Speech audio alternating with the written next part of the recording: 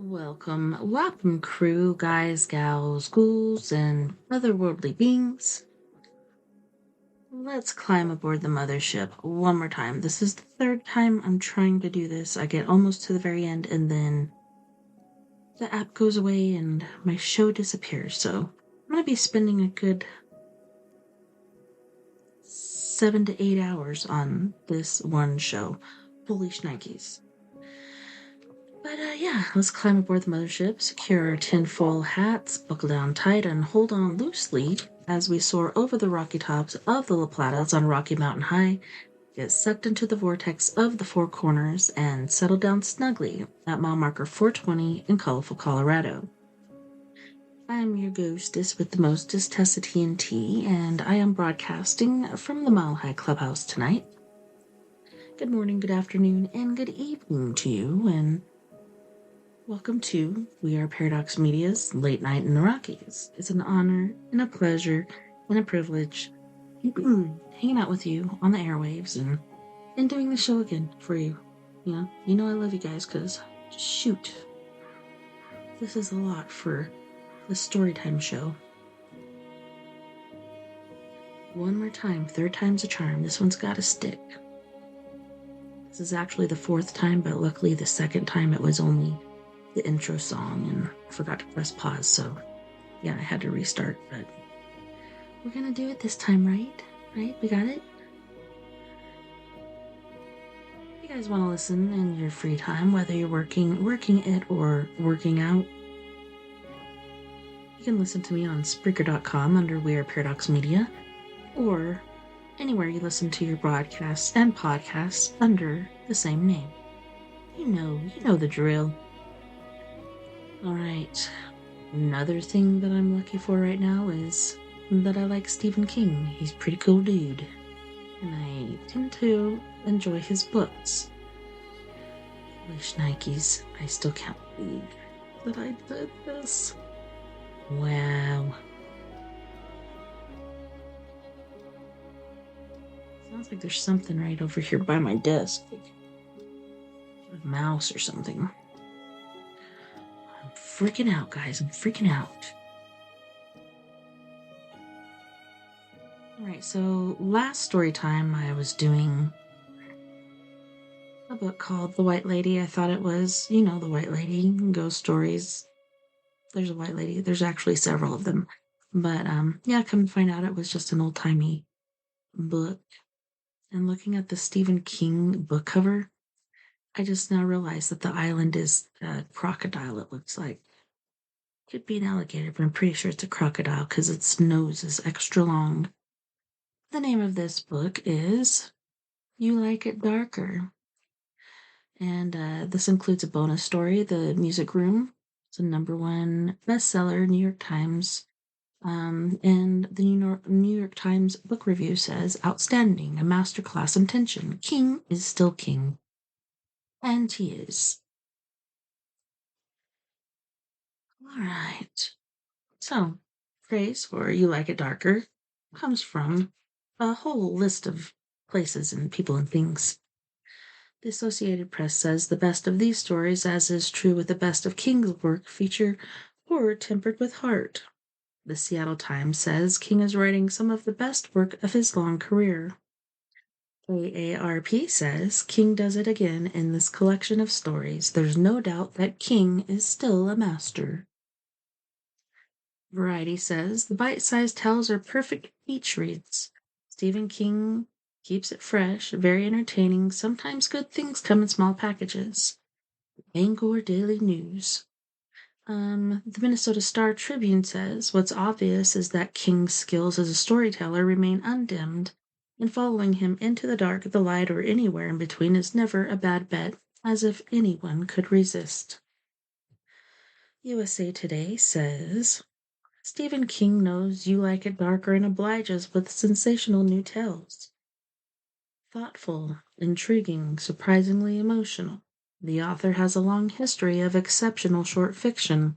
He proves once more that his smaller-sized tales pack as powerful a wallop as the big boys.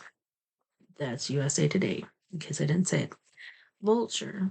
Classic King stories full of heart, horror, and humanity, each riffing on that eternal question, what if? New York Magazine says the titular darkness promised is as riveting and all-consuming as ever. Haste says Stephen King is still writing with the giddy abandon of scribes half his age, and more than anything else, You Like It Darker is evidence of that joy.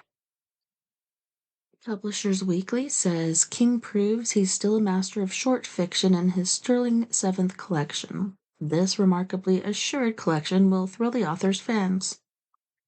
King's first book, Carrie, was published 50 years ago. You Like It Darker proved that he is still at the height of his powers, a triumph. That was by Booklist. The Library Journal says readers will be thrilled by these tales. They all have that King touch. And last but not least, Kirkus Review. A dozen tales from the master will draw you in page by page, horror by horror, and hold you fast. Right. For the twins, Thomas and Edward. I wonder, is that Stephen King's boys? All right, here we go. Hold on to your pants, boys and girls. Pretty good story.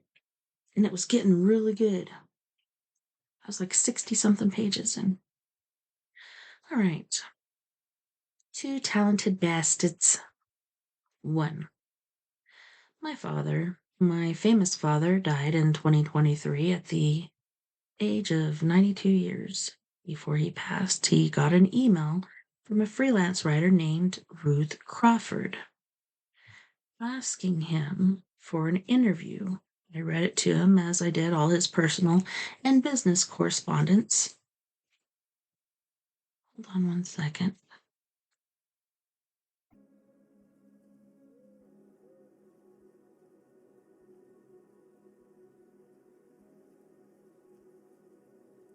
Because by then he'd given up his electronic devices, first his desktop computer, then his laptop, and finally his beloved phone.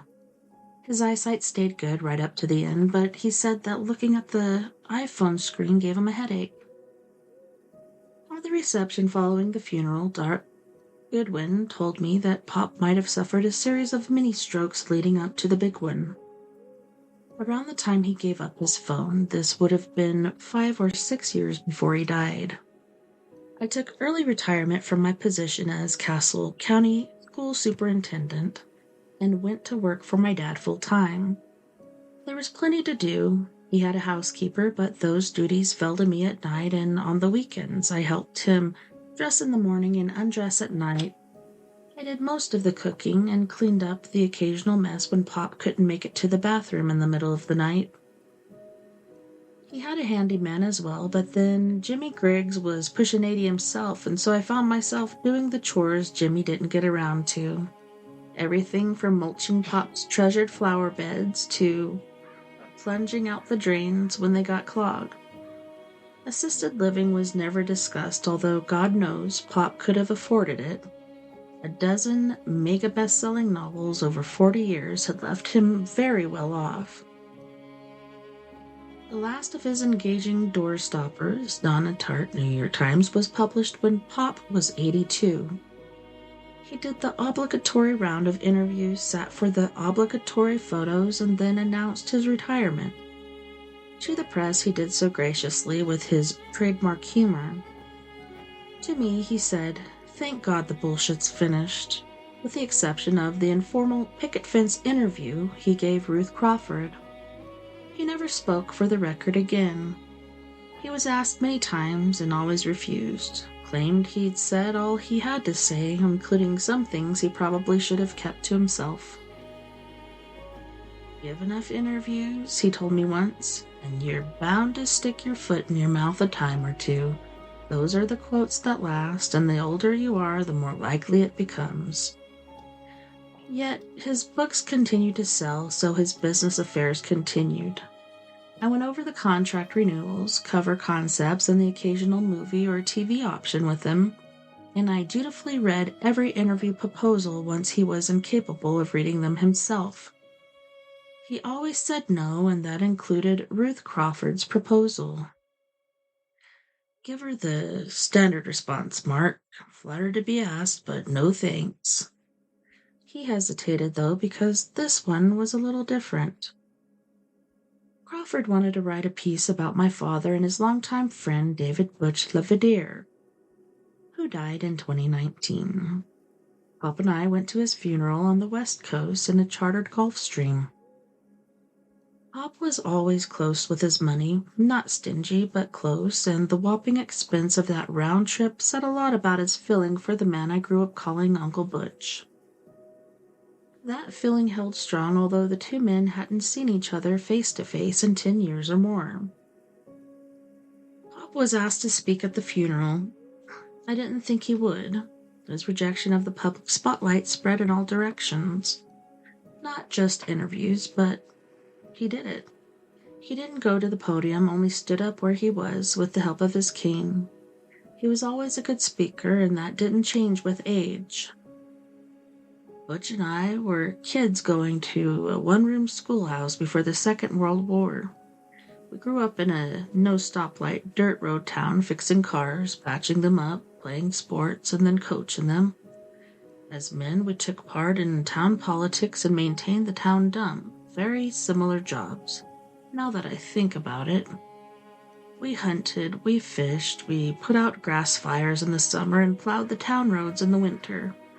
Knocked over a right smart of mailboxes doing it, too. I knew him when no one knew his name or mine, outside of a 20-mile radius. I should have come to see him these last years, but I was busy with my own affairs. I thought to myself, there's time. We always think that, I guess. Then time runs out.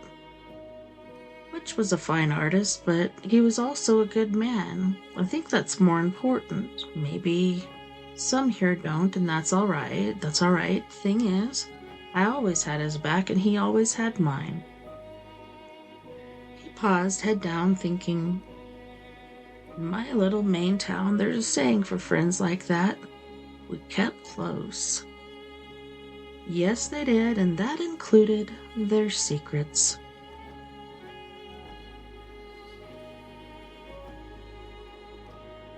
Ruth Crawford had a solid clip file. I checked. She had published articles, mostly personality profiles, in a dozen places, many local or regional, Yankee Down East, New England life, but a few national, including a piece on the United Town of Derry in the New Yorker. When it came to Laird Carmody and Dave Laverdere, I thought she had a good hook to hang her proposed story on. Her thesis had come up glancingly in pieces about either Pop or Uncle Butch, but she wanted to drill down on it. Two men from the same small town in Maine who had become famous in two different fields of cultural endeavor. Not only that either, both Carmody and Laverdere had achieved fame in their mid-40s, at a time when most men and women had given over the ambitions of their youth, who have, as Pop once put it, dug themselves a rut and begun furnishing it. Ruth wanted to explore how such an unlikely coincidence had happened, assuming it was coincidence.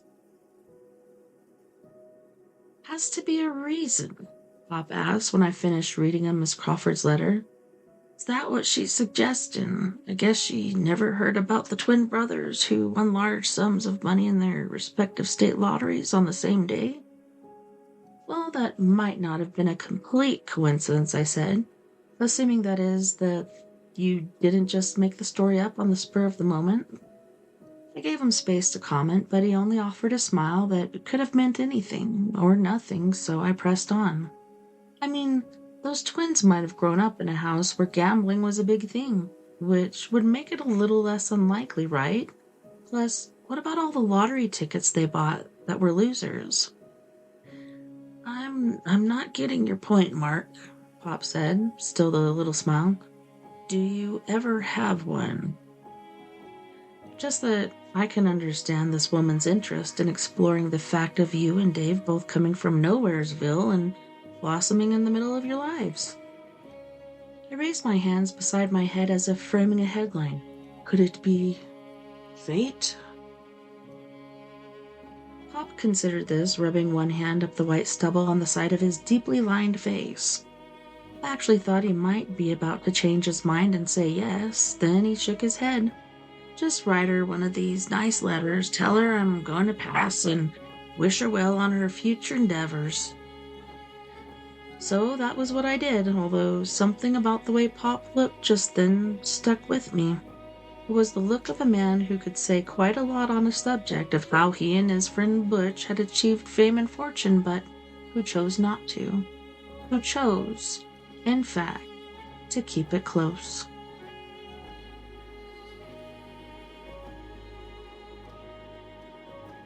Ruth Crawford might have disappointed in Pop's refusal to be interviewed, but she didn't drop the project. Nor did she drop it when I also refused to be interviewed, saying my father wouldn't want me to after he'd said no. And besides, all I knew was that my father had always enjoyed stories. He read a lot, went nowhere without a paperback jammed in his back pocket. He told me wonderful tales at bedtime, and he sometimes wrote them down in spiral notebooks. As for Uncle Butch, he painted a mural in my bedroom. Boys playing ball, boys catching fireflies, boys with fishing poles. Ruth wanted to see it, of course, but it had been painted over long ago, when I outgrew such childish things. When first Pop and then Uncle Butch took off like a couple of rockets, I was at the University of Maine, getting a degree in advanced education. Because according to the old canard, those who can't do teach, and those who can't teach teachers. The success of my father and his best friend was, I said, as much a surprise to me as to anyone else in town. There's another old canard about how no good can come out of Nazareth. I put that in a letter to Miss Crawford because I did feel bad, a little, about not giving her the interview. In it, I said they surely had dreams, most men do, and like most men, they kept those dreams to themselves. I had assumed Pop's stories and Uncle Butch's cheerful paintings were just hobbies, like whittling or guitar picking, until the money started rolling in. I typed that, then hand-wrote a postscript, and good for them.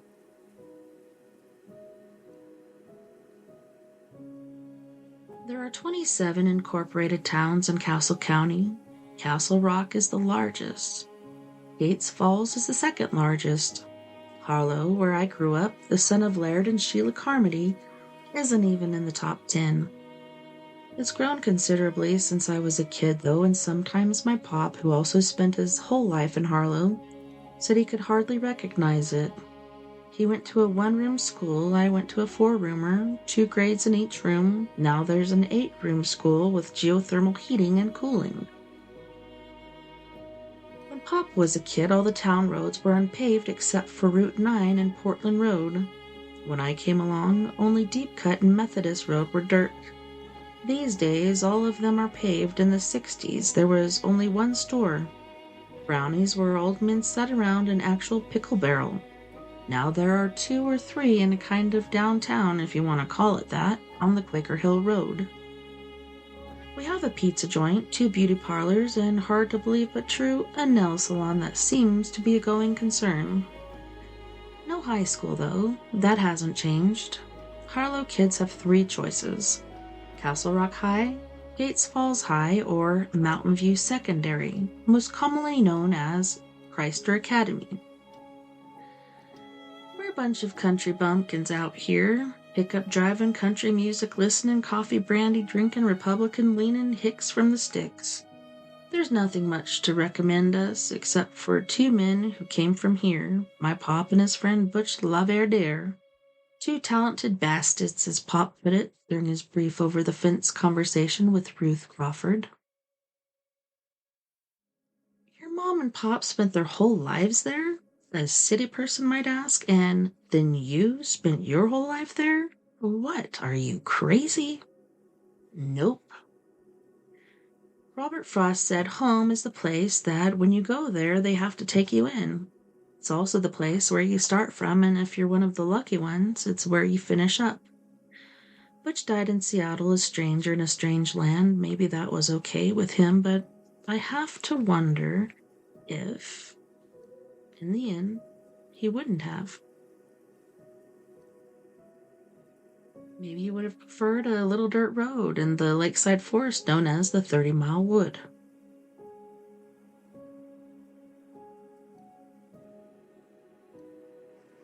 Although most of Ruth Crawford's research, her investigation, was centered in Harlow, where her subjects grew up, there are no motels there, not even a bed and breakfast, so her base of operations was the Gateway Motel in Castle Rock.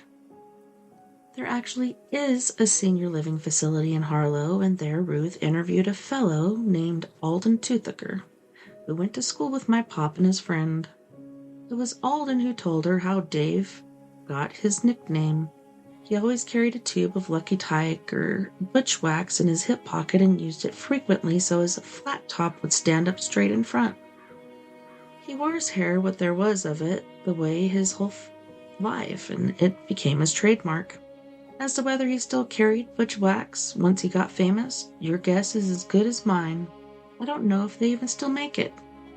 They used to pal around together back in grade school, Alden told her. Just a couple of boys who liked to fish or go hunting with their daddies. They grew up around hard work and didn't expect nothing different. You might talk to folks my age who'll tell you those boys were going about nothing, or something, but I'm not one of them. They were ordinary fellas right up until they weren't. Laird and Butch went to the Gates Falls High. They were placed in what was then called the general education courses, which were for kids who had no plans to go to college. No one came out and said they weren't bright enough, it was just assumed. They took something called daily math and business English, where several pages of their textbook explained how to correctly fold a business letter, complete with diagrams. They spent a lot of time in woodshop and auto shop, both played football and basketball, although my pop spent most of his time riding the bench. They both finished with B averages and graduated together on June 8, 1951. Dave LaVerdere went to work with his father, a plumber. Laird Carmody and his dad fixed cars out on the family farm and sold them on to Pee Wee's Car Mart in Gates Falls. They also kept a vegetable stand on the Portland Road that brought in good money. Uncle Butch and his father didn't get along so well, and Dave eventually struck out on his own, fixing drains, laying pipe, and sometimes digging wells and gates in Castle Rock. His father had all the business in Harlow and wasn't about to share. In 1954, the two friends formed L&D Haulage, which mostly meant dragging the same people's crappie to the dump. In 1955, they bought the dump and the town was happy to be rid of it. They cleaned it up, did controlled burns, instituted a primitive recycling program, and kept it vermin-free. The town paid them a stipend that made a nice addition to their regular jobs. Scrap metal, especially copper wire, brought in more cash. Folks in town called them the Garbage Twins, but Ruth Crawford was assured that Alden Toothaker and other oldies with intact memories that this was harmless ribbing and taken as such. The dump was maybe 5 acres and surrounded by a high board fence. Dave painted it with murals of town life, adding to it each year, although that fence is long gone, and the dump is now a landfill. The photographs remain. Those murals remind people of Dave's later work. There were quilting bees that merged into baseball games that merged into cartoon caricatures of long gone, Harlow residents' scenes of spring planting and fall reaping. Every aspect of small-town life was represented, but Uncle Butch also added Jesus, followed by the apostles. Last in line came Judas with a shit-eating grin on his face. There was nothing really remarkable about any of these scenes, but they were exuberant and good-humored. They were, you might say, harbingers. Shortly after Uncle Butch died, a LaVerdere painting of Elvis Presley and Marilyn Monroe strolling hand-in-hand down sawdust-floored midway of a small-town carnival sold for $3 million. That was 1,000 old times better than Uncle Butch's dump murals, but would have looked at home there. The same screwy sense of humor set off an undercurrent of despair and maybe contempt. Dave's dump murals were the bud. Elvis and Marilyn was the bloom.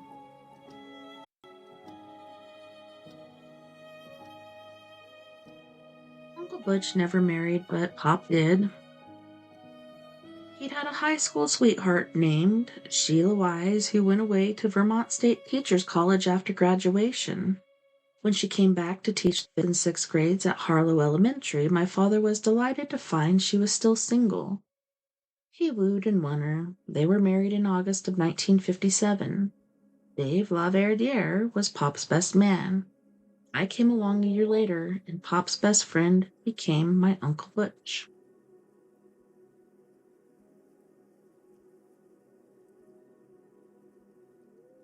I read a review of Pop's first book, The Lightning Storm, and the reviewer and said this: "Not much happens in the first 100 or so pages of Mr. Carmody's suspenseful yarn, but the reader is drawn on anyway because there are violins." I thought that was a clever way to put it. There were few violins for Ruth Crawford to hear. The background picture she got from Alden and others around town was of two men, decent and upstanding and pretty much on the dead level when it came to honesty. They were countrymen living country lives. One married and the other was what was called a confirmed bachelor in those days, but with not a whiff of scandal concerning his private life. Dave's younger sister, Vicky, did agree to be interviewed. She told Ruth that sometimes Dave went up the city, meaning Lewiston, to visit the beer and boogie clubs on Lower Lisbon Street. He'd be jolly at the Holly, she said, meaning the Holiday Lounge, now long gone. He was most apt to go if little Jonna J was playing there. Oh my, such a crush he had on her. He never brought her home. No such luck, but he didn't always come home alone either. Vicky paused there, Ruth told me later, and then added, "I know what you might be thinking, Miss Crawford. Most everyone does these days when a man spends his life without a long-time woman, but it's not so. My brother may have turned out to be a famous artist, but he sure as hell wasn't gay."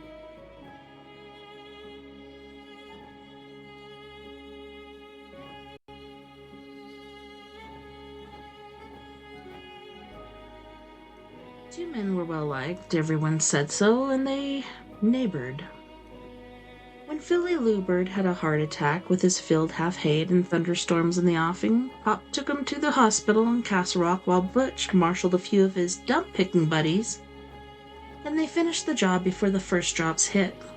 They fought grass fires and the occasional house fire with the local volunteer fire department. Pop went around with my mother collecting for what was then called the Poor Fund if he didn't have too many cars to fix or work to do at the dump. They coached youth sports, they cooked side by side at the VFD pork roast supper in the spring and the chicken barbecue that marked the end of summer. Just countrymen living country lives, no violins, until there was a whole orchestra.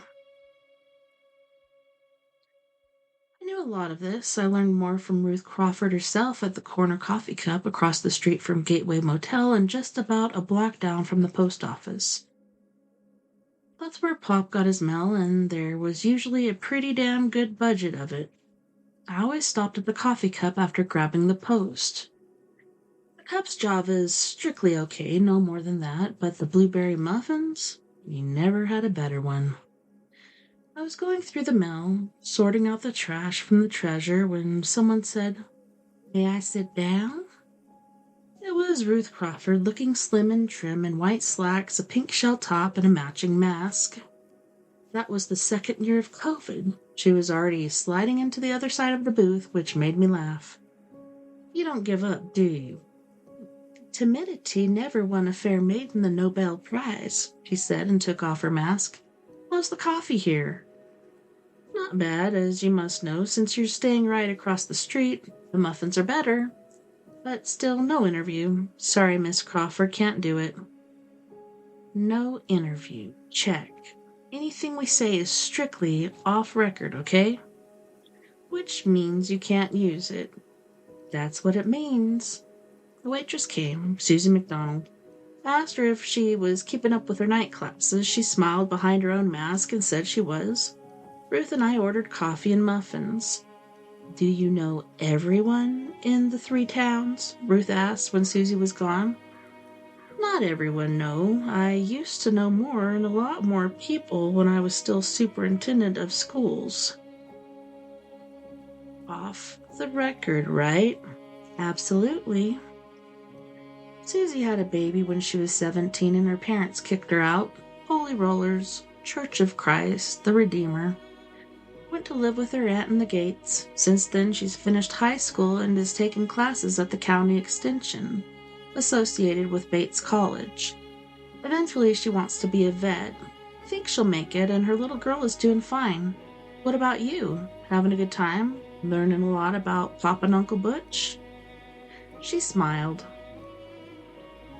I learned your father was quite the hot rodder before he married your mother. Sorry for your loss, by the way.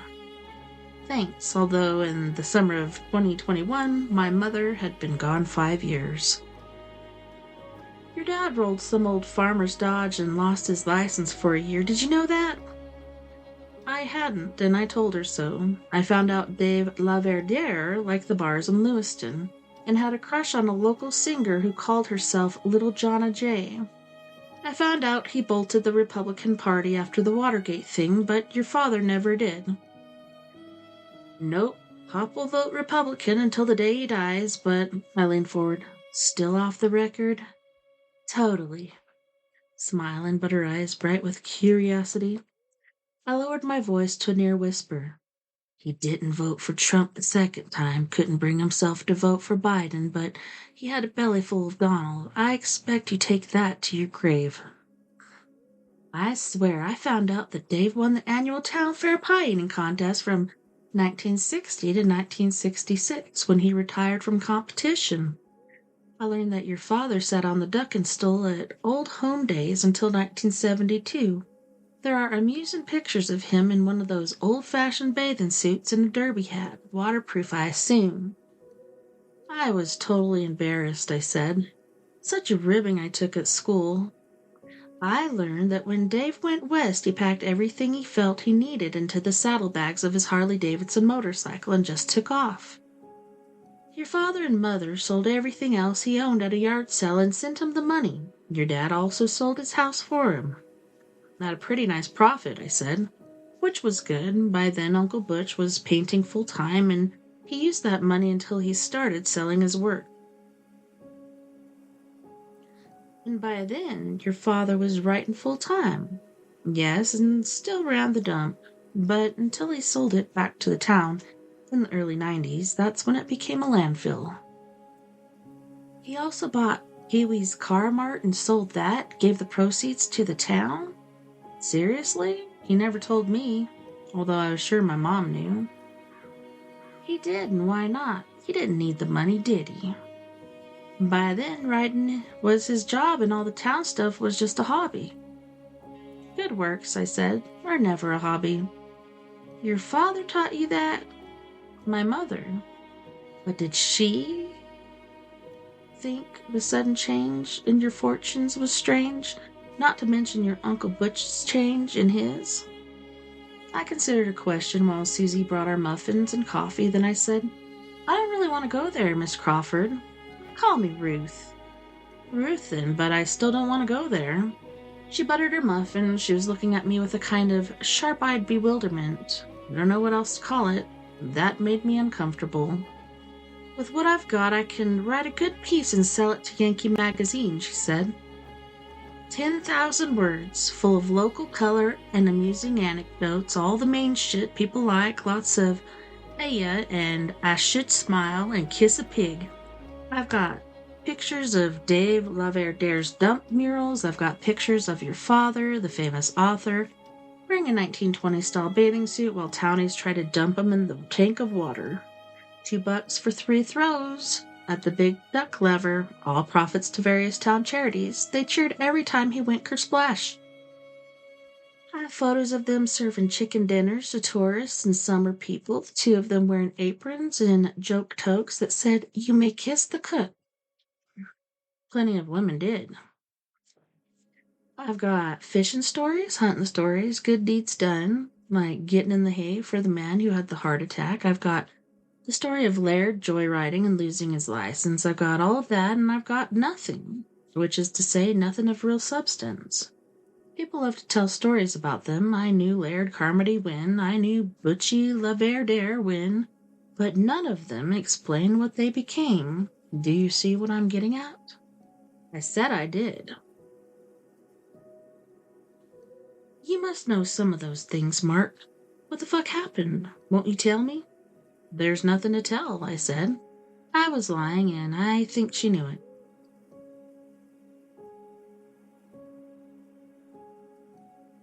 I remember a call I got in the fall of 1978. The dormitory mom, there actually were such things back then, puffing up the 3rd floor of Roberts Hall and telling me my mother was on the phone and sounded upset. I hurried down to Mrs. Hathaway's little suite, afraid of what I might hear. Mom, everything okay? Yes? No, I don't know. Something happened to your father while they were on their hunting trip in the 30-mile wood. Then, as if an afterthought, and to Butch. My stomach dropped and my testicles seemed to rise up to meet it. Was there an accident, or are they hurt? Is someone... I couldn't finish, as if to ask if someone was dead would make it so. They're all right. Physically all right, but something happened. Your father looks like he saw a ghost, and Butch, the same. They told me they got lost, but that's hogwash. Those 2 men know the 30-mile like the back of their hand. I wish you'd come home, Mark. Not right now. This weekend. Maybe you can get out of them. But when I asked, Pop insisted that they'd just gotten lost. Finally found their way back to the Gillespie Creek, a slurred Americanized version of the Micmac word for hello, and came out behind the Harlow Cemetery. Pretty as you please. I didn't believe that crap story any more than Mom did. I went back to school, and before Christmas break, a terrible idea surfaced in my mind.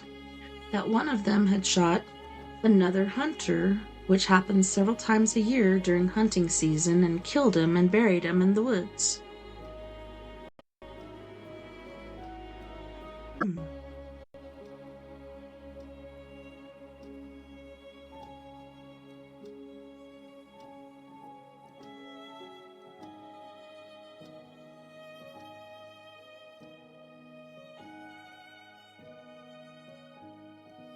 On Christmas Eve, after Mom had gone to bed, I finally summoned the nerve to ask him about that idea. We were sitting in the living room looking at the tree. Pop looked startled, then he laughed. God, no, if something like that had happened, we would have reported it and taken our medicine. We just got lost. It happens to the best of us, kiddo. My mother's word came to me, and I almost said it. Hogwash. My father had a dry sense of humor, and it was never on better display than when his accountant came up from New York. This was around the time Pop's last novel was published, and told Pop his net worth was just over $10 million.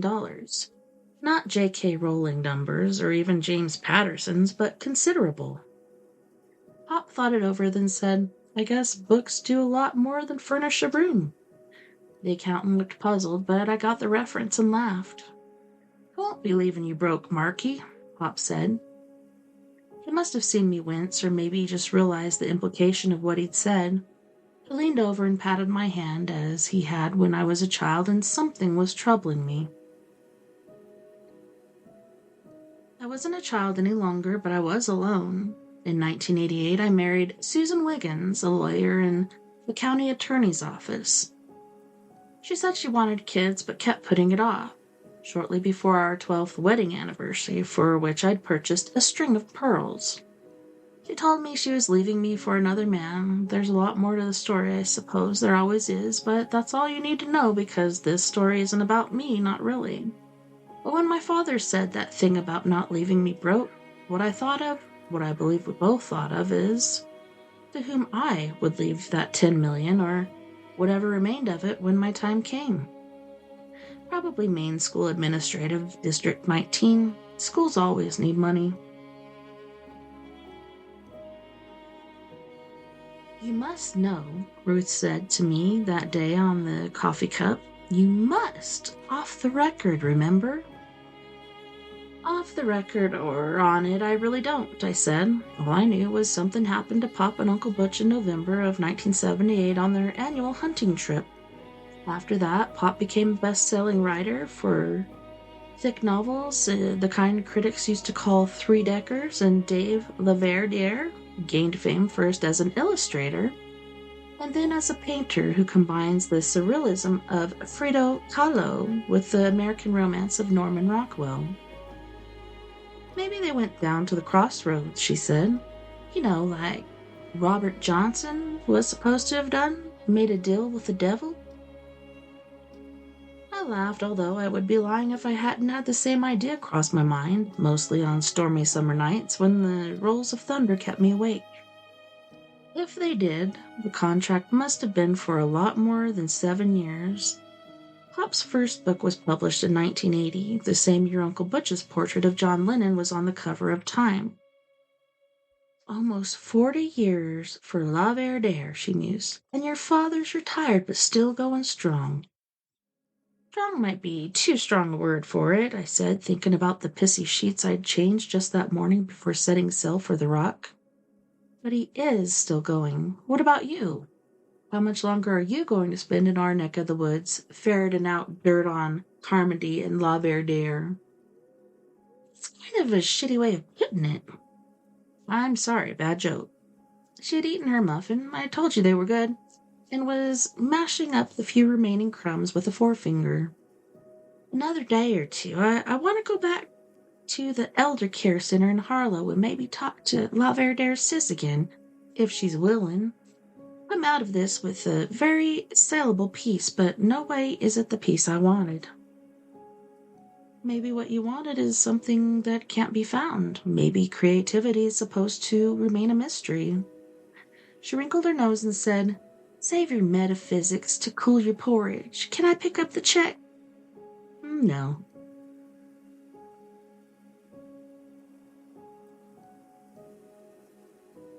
Everyone in Harlow knows our house on Benson Street. Sometimes fans of Pop's books from away stop by for a peek if they happen to be on vacation, although they tend to be disappointed by it. Just your typical New England salt box in a town that's full of them. A little bigger than most, set back from a good-sized lawn, dotted by flower beds. My mother planted those and tended them until she died. Now Jimmy Griggs, our handyman, keeps them watered and pruned except for the daylilies growing along the picket fence out front, that is. Pop likes to see them himself because Mom loved them best. When Pop waters them or just walks their length, limping slowly along on his cane, I think he does it to remember the woman he always called my dear Sheila. Sometimes he bends to caress one of the blossoms, crowns that form on leafless stems called scapes.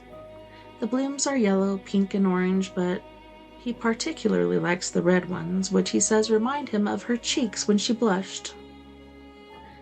His public persona was crusty and a bit cynical, plus there was that dry sense of humor, but at heart he was always a romantic and could be a bit corny.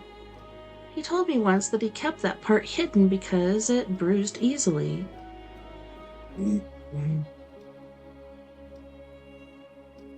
Ruth knew where the house was, of course. I had seen her cruise past in her little Corolla several times, and once she stopped to snap pictures.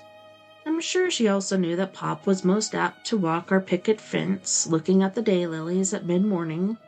And if you don't know by this point that she was a very determined lady, I haven't done my job. 2 days after our off-the-record talk in the coffee cup, she came slow-rolling down Benson Street, and instead of driving past, she pulled over and stopped right next to the little signs on either side of the gate. One says, Please respect our privacy. The other says, Mr. Comedy does not give autographs.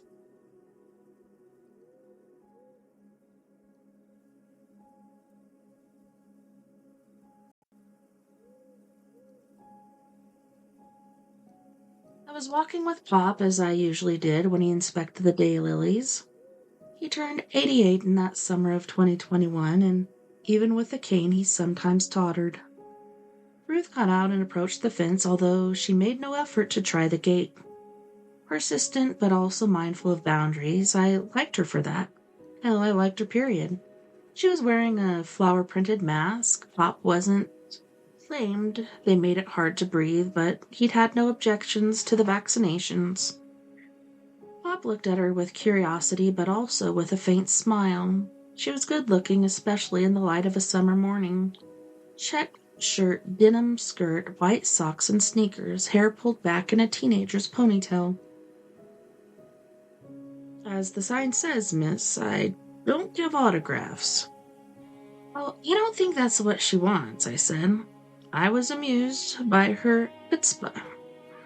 My name is Ruth Crawford, sir. I wrote and asked for an interview. You turned me down, but I thought I'd try one more time in person before getting on board to Boston.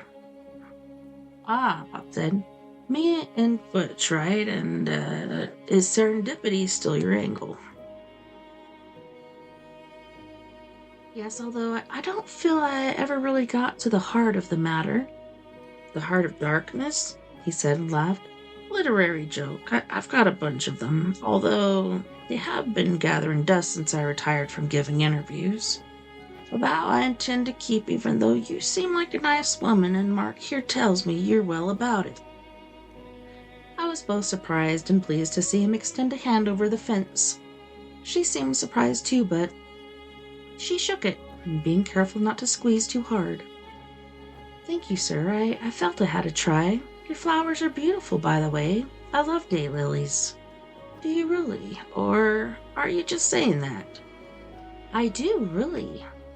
My wife did as well, and since you've been kind enough to compliment what my dear Sheila loved, I'm going to offer you a fairy tale deal. His eyes were sparkling. Her good looks and maybe her chutzpah had perked them up the way a splash of water seemed to perk up his dear Sheila's blooms. She smiled. What would that be, Mr. Carmody? You get 3 questions, and you can put my answers in your article. How's that? I was delighted, and Ruth Crawford looked the same. Totally excellent, she said. Ask away, young lady. Give me a second. You're putting me under pressure. True, but pressure creates diamonds from coal. She didn't ask if she could record him, which I thought was smart. She tapped her lips with a forefinger, maintaining eye contact with Pop as she did it. Okay, question 1. What did you like best about Mr. Laverdere? He didn't stop to consider. Loyalty, trustworthiness, they come to the same, I suppose, or almost. Men are lucky to have even one good friend. Women, I suspect, have more, but you would know better than I. She considered. I think I have 2 friends I'd trust with my deepest secrets. No, 3. You're lucky. Next question. She hesitated because she probably had at least 100 of them, and this short interview over our picket fence, for which she hadn't prepared, was going to be her only shot, and Pop's smile, not entirely kind, said he knew the position he'd put her in. Time is ticking away, Miss Crawford. Soon I'll have to go inside and rest my tired old pins. All right, what's your best memory of time you spent with your friend? I'd like to know the worst time too, but I want to save my last question. Pop laughed. I'll give you that one for free because I like your persistence and because you were easy on the eyes. The worst time was out in Seattle, the last cross-country trip I imagine I'll ever make, looking at a coffin and knowing my old friend was inside. His talented right hand stilled forever. And the best? Hunting in the 30 Mile, he said promptly. We went the 2nd week of November from the time we were teenagers right up until Butch mounted his still pony and set sail for the Golden West. We stayed at a little cabin in the woods that my grandfather built. Butch claimed that his grandfather pitched in when it came to the roofing, which might or might not have been true. I was a quarter mile or so beyond Jealousy Creek. We had an old Willie's Jeep, and until 54 or 55, we drove it across the plank bridge, parked on the other side, and pumped it to the cabin with our packs and our rifles. Then we got so we didn't trust the Willies on the bridge because the floods had undercut it some, so we'd park the town side and walk across. He sighed, looking off in the distance. What with all the clear-cutting by Diamond Match and that housing development on Dark Score Lake where the Noonan place used to be, 30 Mile Wood is more like 20 Mile Wood now. But back then there was plenty of forest for 2 boys, then 2 young men to ramble around in.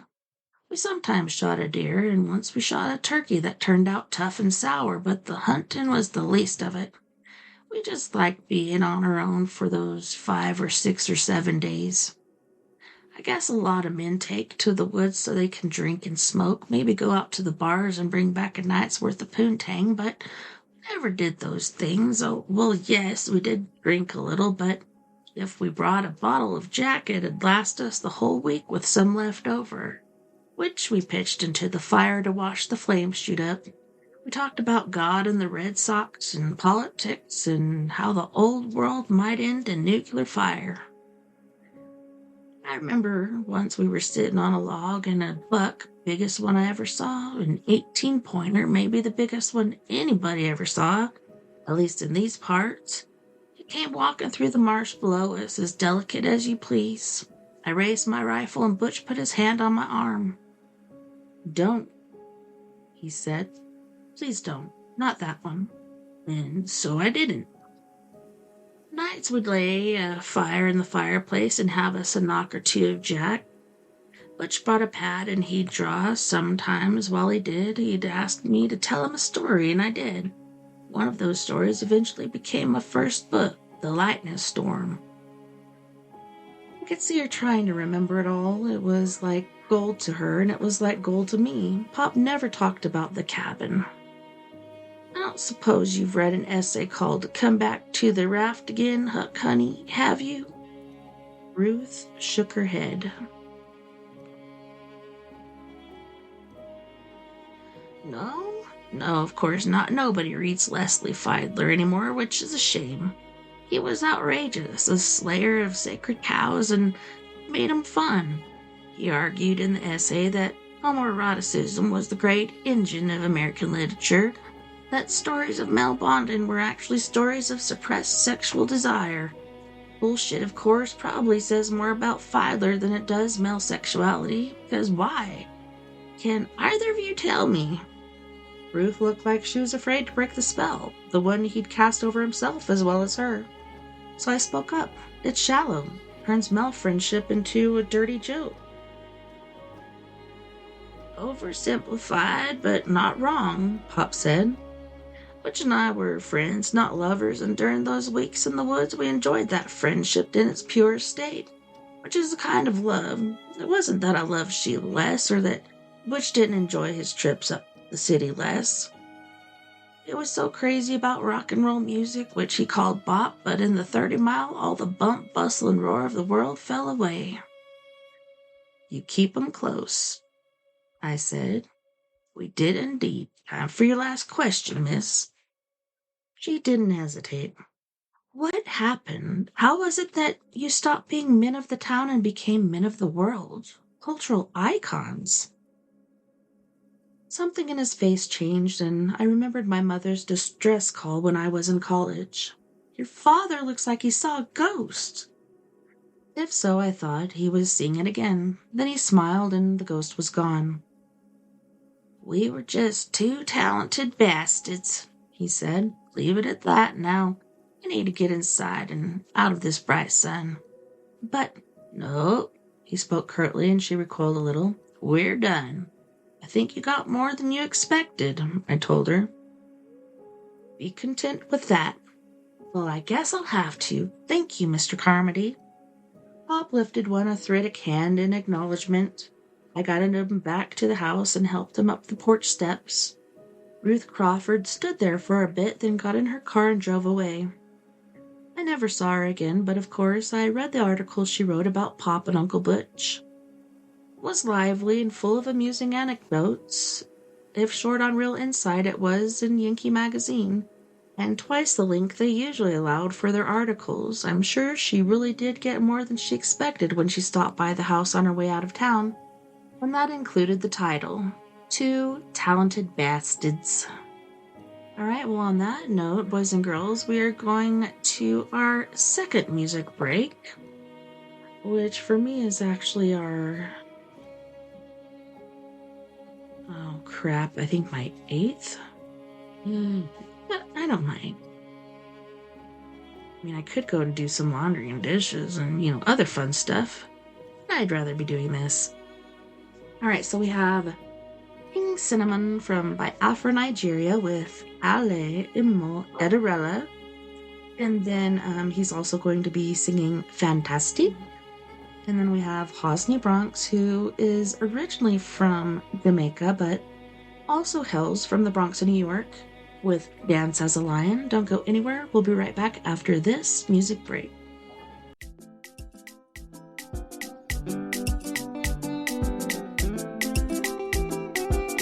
We swap on the beat. Kanyi kele Chineke makwa na limo mbunde njemono. Kanyi kele onye wuwa imakwa na limo mbunde njemono.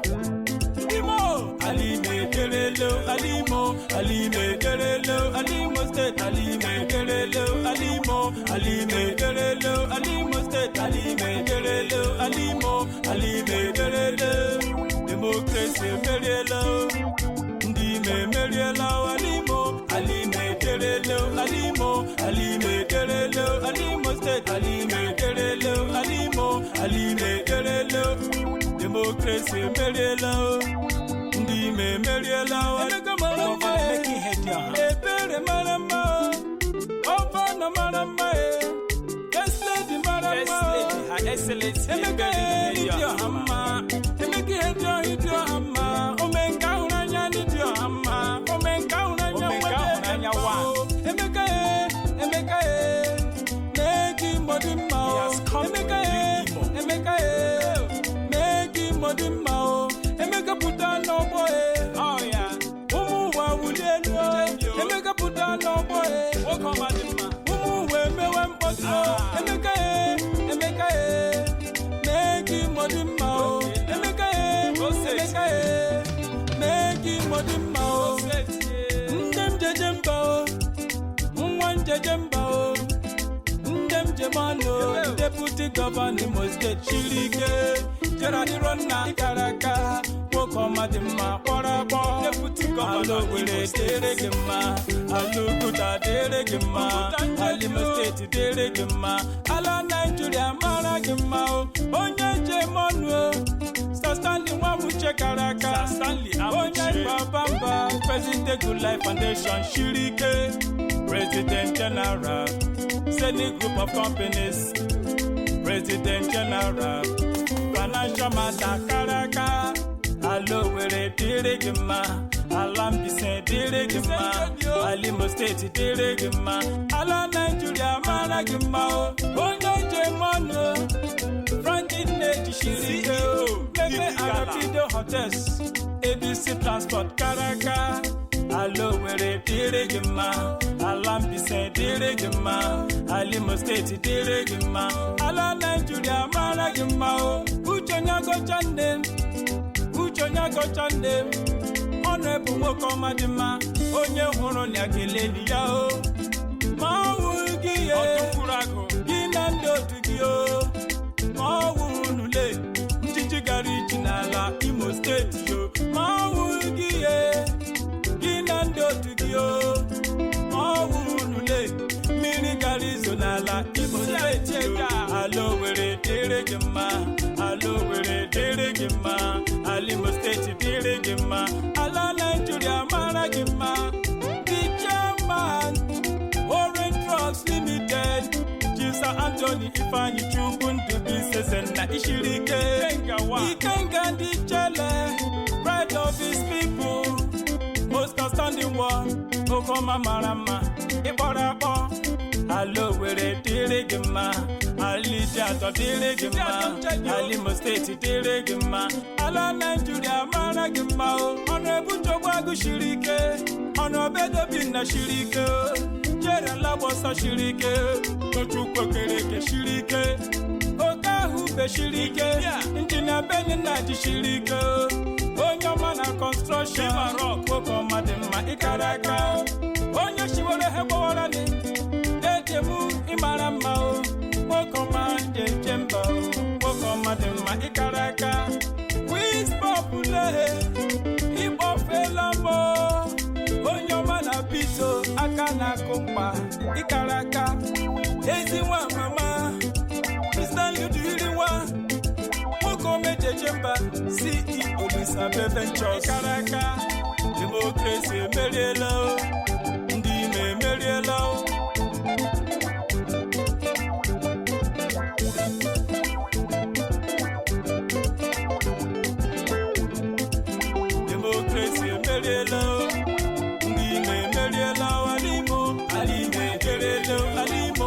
Thank God I'm from Imo State. Emeka has come to rejuvenate. Imo State, make you jubilate, make you celebrate. Emeka shipwen be say, this one no be say them say. Emeka has come to rejuvenate. Imo State, celebrate, make you jubilate. Ala mekele His Excellency Achikudenwa. Mekele kwa His Excellency Dr. Hakim. Yemaka Right Honorable PDK. Mekele kwa Right Honorable Jones Oyereri. Ala mekele Senator Onyebuchi Mr. Empowerment. Mekele kwa Right Honorable Emeka Chinedu. Umo mimo lowali bia meziena alimo. Alima adilama. Cliffito.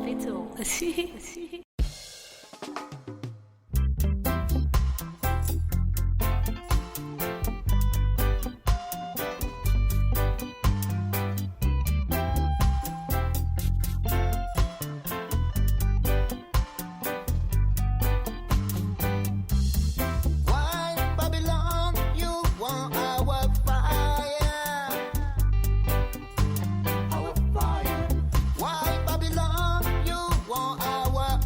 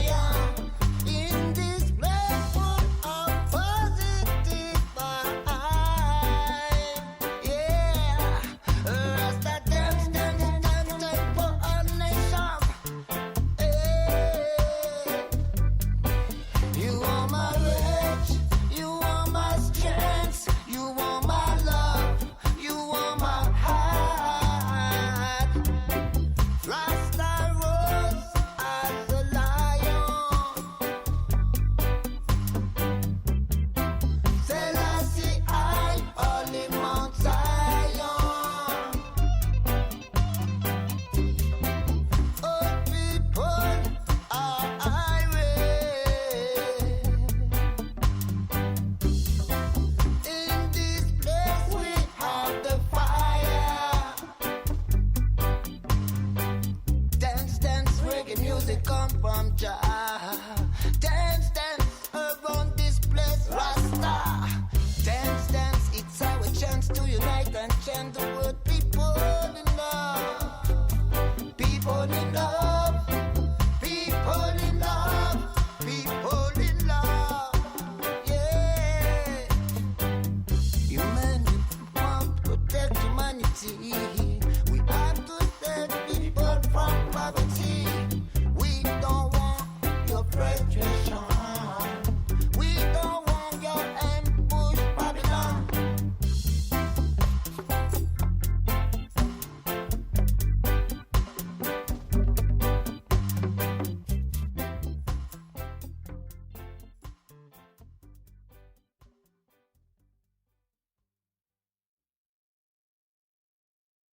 We swap on speak. She like my water bam bam. King Cinnamon. Oh shit, baddest. Take your bam bam anywhere you day. Play your bam bam, it is a Friday. Come on, let's go, it is a holiday. Anything you want, baby, I will pay. Take your bam bam anywhere you day. Play your bam bam, it is a Friday. Come on, let's go, it is a holiday. Anything you want, baby, I will pay. Fantastic. Baby girl, you romantic. Fantastic. Baby girl, you romantic. Gucci brother, baby, gather something. Come on closer, baby, gather 19. I know you better, but I am the king. Your backside bigger than Bombay. Baby girl, broncotum. I like the way you want your broncotum. Baby girl, broncotum. I like the way you want your broncotum. Jamaica, Ghana, shout out to the ladies in Asia, Nigeria, South Africa. Say me love you. Please me, please me, please me, baby. Yeah. Turn up from you. Take your bam bam anywhere you day. Play your bam bam, it is a Friday. Come on, let's go, it is a holiday. Anything you want, baby, I will pay. Take your bam bam anywhere you day. Play your bam bam, it is a Friday. Come on, let's go, it is a holiday. Anything you want, baby, I will pay. Fantastic. Baby girl, you romantic. Fantastic. Baby girl, you romantic. Give me love, give me love. Show me love, show me love. Oh, give me love, give me love. Me want you, me love you. Give me love, give me love. Oh, give me love, give me love. Hey, please me, baby. Oh. Yeah, turn up from you. Yeah, take your bam bam anywhere you day. Play your bam bam, it is a Friday. Come on, let's go, it is a holiday. Anything you want, baby, I will pay. Take your bam bam anywhere you day. Play your bam bam, it is a Friday. Come on, let's go, it is a holiday. Anything you want, baby, I will pay. Fantastic. Baby girl, you romantic. Fantastic. Baby girl, you romantic. King Cinnamon. You know what I'm saying?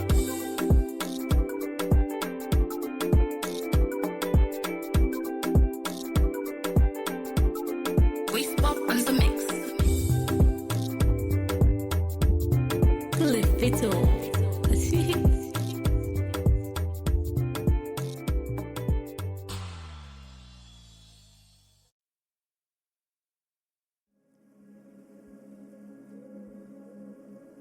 Welcome back, and thanks so much for hanging out with me tonight on We Are Paradox Media's Late Night in the Rockies. Tonight is story time with me, TessaTNT, and we are reading Stephen King.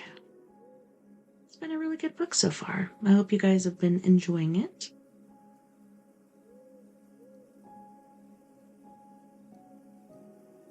My mother, Sheila Wise Carmody, Our Lady of the Daylilies, died in 2016 at the age of 78. It came as a shock to everyone who knew her. She didn't smoke. She only drank the rare glass of wine on special occasions. She was neither over nor underweight. Her mother lived 97, her grandmother to 99, but Mom suffered a massive heart attack while driving home from the Castle Rock IGA with a load of groceries in the trunk of her car. She pulled over on the shoulder of Suraz Hill, set the emergency brake, turned off the engine, folded her hands in her lap, and went into the darkness that surrounds this bright flash we call life. My father was shaken by the death of his old friend Dave Lavadere, but his wife's death left him inconsolable. "She should have lived," he said at her funeral. "Someone in the clerical department has made a terrible mistake. Not very eloquent, not his best, but he was in shock."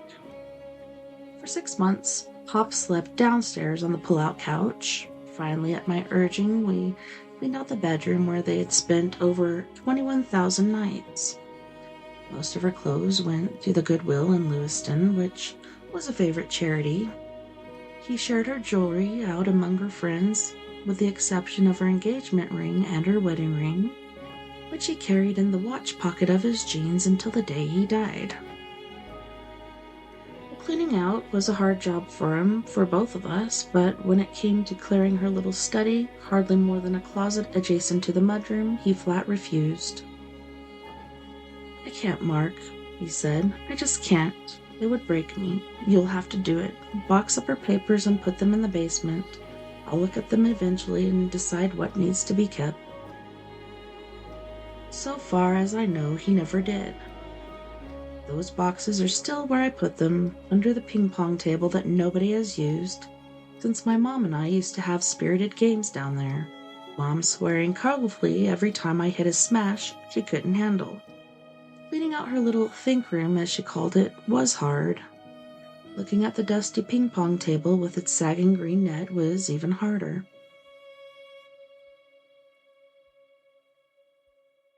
A day or two after Pop's extraordinary picket fence interview with Ruth Crawford, I found myself remembering how I'd fortified myself with Valium before going into her think room with a couple of empty banker's boxes. When I got to the bottom drawer of her desk, I found a stack of spiral notebooks, and when I opened one, I'd seen my father's unmistakable back-slanted printing. They predated his breakthrough, after which every book, even the first, became a bestseller. His first 3 novels, written before word processor and computers became commonplace.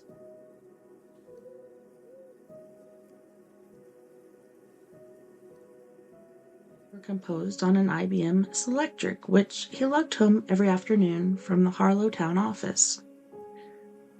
He gave me those typed manuscripts to read, and I remembered them well. There were places where he'd scratched out words and added different ones between the links and lines, and he'd make a pin slash through a paragraph or two if they went long. That's how it was done before the delete button was invented. Sometimes he used the X key, where a beautiful, lovely day might become a XXXXXXX lovely day. I'm going on about this because there were few strikeouts or strikeovers in the finished manuscripts of The Lightning Storm, The Terrible Generation, and Highway 19. Spiral notebooks, on the other hand, were full of crossouts, some so heavy they had torn the pages. Other pages had been entirely scribbled over, as if in a fury. There were marginal notes like, "What happens to Tommy?" and "Remember the Bureau?" There was a dozen of those notebooks in all, and the one at the bottom was pretty clearly a trial run at the Lightning Storm. It was terrible.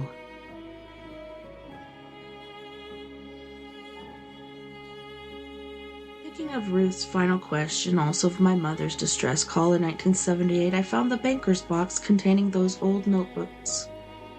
I dug out the one I wanted and read some of it sitting cross-legged beneath a naked light bulb. The storm was coming. Jason/Jack stood on the porch watching black clouds form in the west. Thunder rolled. Lightning hit everywhere. Mark that out. Smashed the ground like battered rams of fire. The wind began to blow. Let's mark that one out and put howl instead. Jack was wicked scared, but he couldn't stop looking. Fire before rain, he thought. Fire before rain.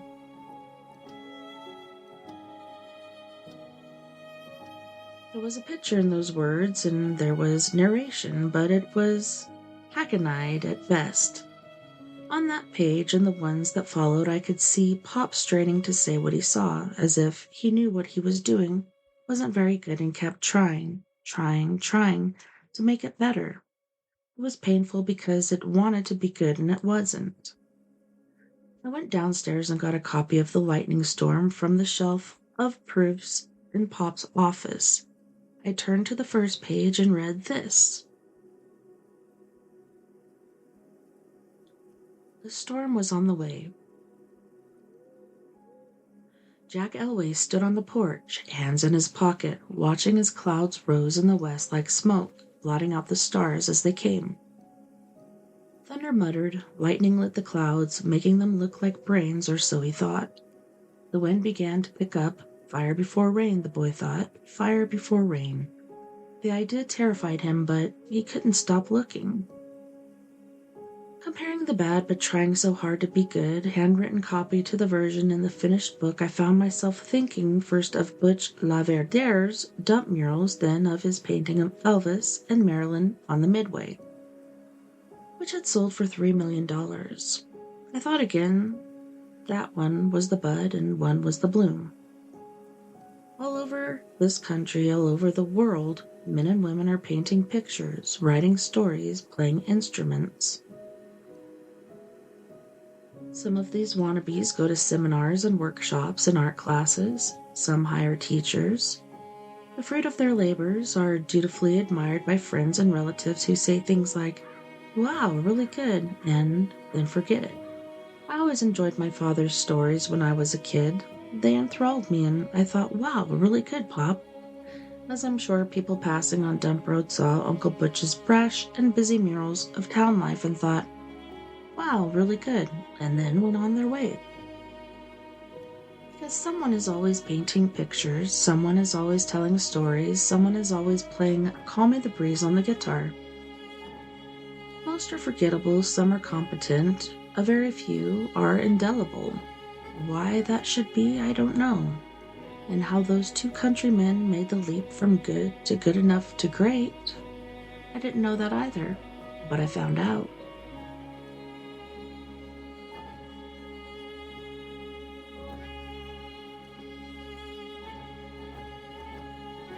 Two years after his brief interview with Ruth Crawford, Pop was once more inspecting the daylilies growing along the picket fence.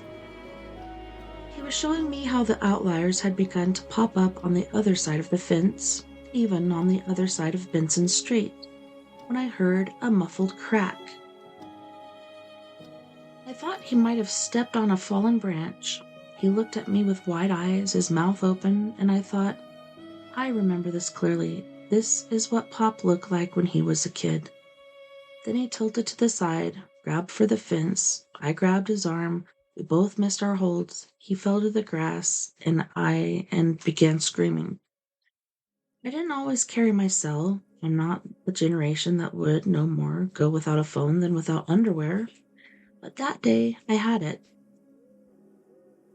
I called 911 and told them I needed an ambulance at 29 Benson because my father had had an accident. I knelt next to Pop and tried to straighten his leg. He shrieked and said, No, it hurts, Marky, it hurts. His face was as white as fresh snow, as Moby Dick's underbelly, as amnesia. I didn't often feel old, probably because the man I lived with was so much older, but I felt plenty old then. I told myself not to pass out. I told myself not to have a heart attack. I hopped the Harlow EMT wagon, which my father and Butch had paid for, was in the area because an ambulance from Gates Falls would take half an hour and one from Rock might take even longer. I can still hear my father's screams just before the Harlow EMT vehicle showed up. he passed out. That was a relief. They got him in the back with a power lift and took him to St. Stephen's where he was stabilized. Supposing a 90-year-old man can be stabilized, and took x-rays. His left hip had snapped. There was no attributable cause. It just happened, nor was it a mere break. Orthopedist told me it had exploded. I'm not sure how to proceed, Dr. Patel said. If he was your age, I would of course recommend hip replacement, but Mr. Carmody is suffering from advanced osteoporosis. His bones are like glass, all of them, and he is, of course, of an advanced age. He spread his hands above the x-rays. You must advise me. Is he awake? Patel made a call, asked, listened, hung up. He's soupy from the pain medication, but conscious, and able to respond to questions. He wants to speak to you.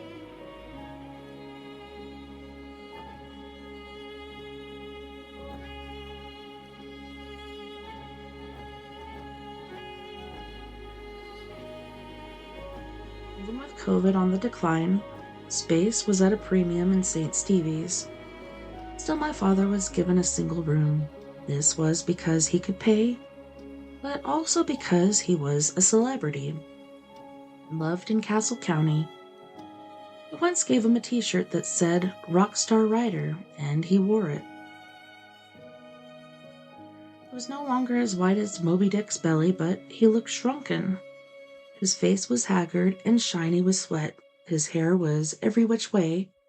Broke my goddamn hip, Marky. His voice was a little more than a whisper. That Pakistani doc says it's a wonder it didn't happen when we went to Butchie's funeral. Remember that? Of course I do. I sat down beside him and took my comb out of my pocket. He held up a hand in his old imperious stop gesture. Don't do that. I'm not a baby. I know, but you look like a crazy person. The hand dropped to the sheet. All right, but only because I once changed your shitty diapers. I guess that had probably been Mom's job, but I didn't argue. Just put his hair as right as I could. Plop. The doc is trying to decide if you should have a hip replace. Hush up, he said. My pants are in the closet. Dad, you're not going anywhere. He rolled his eyes. Jesus Christ, I know that. Bring me my key ring. I found it in his left front pocket beneath a little jingle of change. He held it close to his eyes with a trembling hand. I hated to see that tremble, and picked through the keys until he found a small silver one. This opens the bottom drawer of my desk. If I don't pull through this clusterfuck, Pop, you'll be fine. He held up his hand with the keys in it, his old gesture. If I don't pull through, you'll find the explanation for my success and Butch's in that drawer. Everything that woman, I can't recall her name just now, was curious about. She wouldn't have believed it, and you won't, but it's the truth. Call it my last epistle to the world. Fine, I understand. Now, what about the operation? Well, let's see. Let's think this through. If I don't have it, what, a wheelchair and a nurse, I suppose? Not a pretty one. A big, hairy fullback of a fella with a shaved head who wears English leather. You certainly won't be capable of horsing my freight around, not at your age. I suppose that was true. I think I'm gonna go for it. I may die on the operating table. I may pull through, do 6 weeks of physical therapy, and then break the other hip, or my arm, or my shoulder. God has a vile sense of humor. His bones were fragile, but his brains were still in good working order, even doped to the gills. I was glad he hadn't put the responsibility for the decision and its consequences on me. I'll tell Dr. Patel. You do that, he said. And tell him to get the painkiller train ready to roll. I love you, son. I love you too, Pop. Bring my keys back if I come through. Look in the drawer if I don't. You've got it. What was that woman's name? Crockett? Crawford. Ruth Crawford. She wanted an answer, an explanation, the unified field theory of creativity. God save the Queen, and in the end, all could have given her was the bigger mystery. His eyes slipped closed. Whatever they gave me must be strong. No pain just now, it'll be back, but right now I think I can sleep. He did, and never woke up. Sleep became a coma. He had signed a DNR years before. I was sitting at his bedside and holding his hand when his heart stopped at 9:19, following evening. He didn't even get the lead obituary in the New York Times because an ex-Secretary of State died in a car accident that same night. Pop would have said it's an old story. In death, as in life, politics almost always trumps art.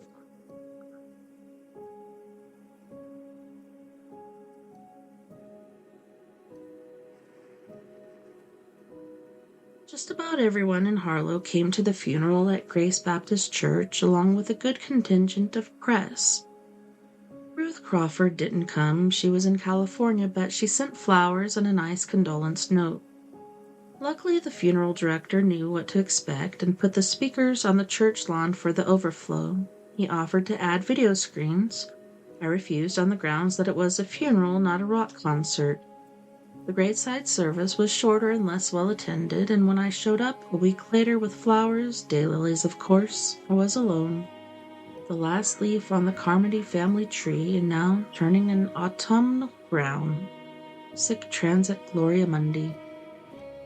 I knelt to prop the vase against his headstone.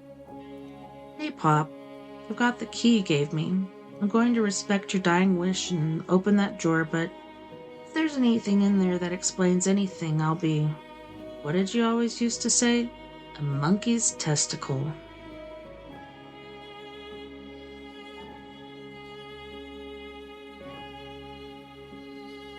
The first thing I found in it was a manila folder.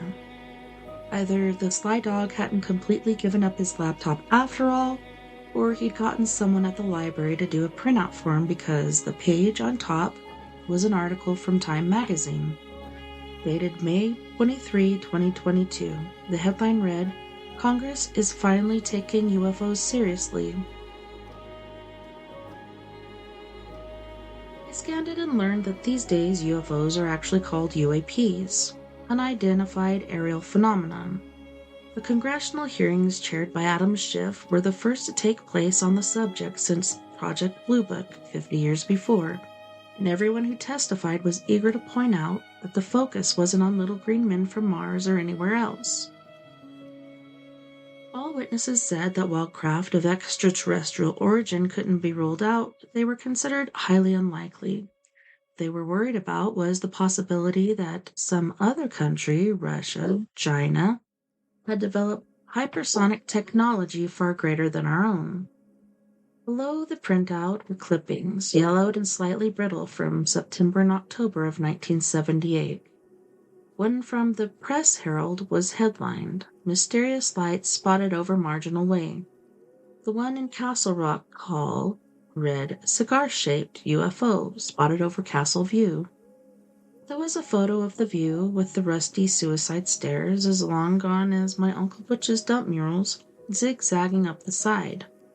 No sign of the flying white owl, though. Below the folder of the clippings was a spiral notebook. I flipped back the cover, expecting to see another of Pop's early efforts. A stab at the terrible generation, perhaps, or Highway 19. It was his back-slanted printing, unmistakable, but there were no cross-out scribbles or doodles while he struggled for a way to express what he was thinking.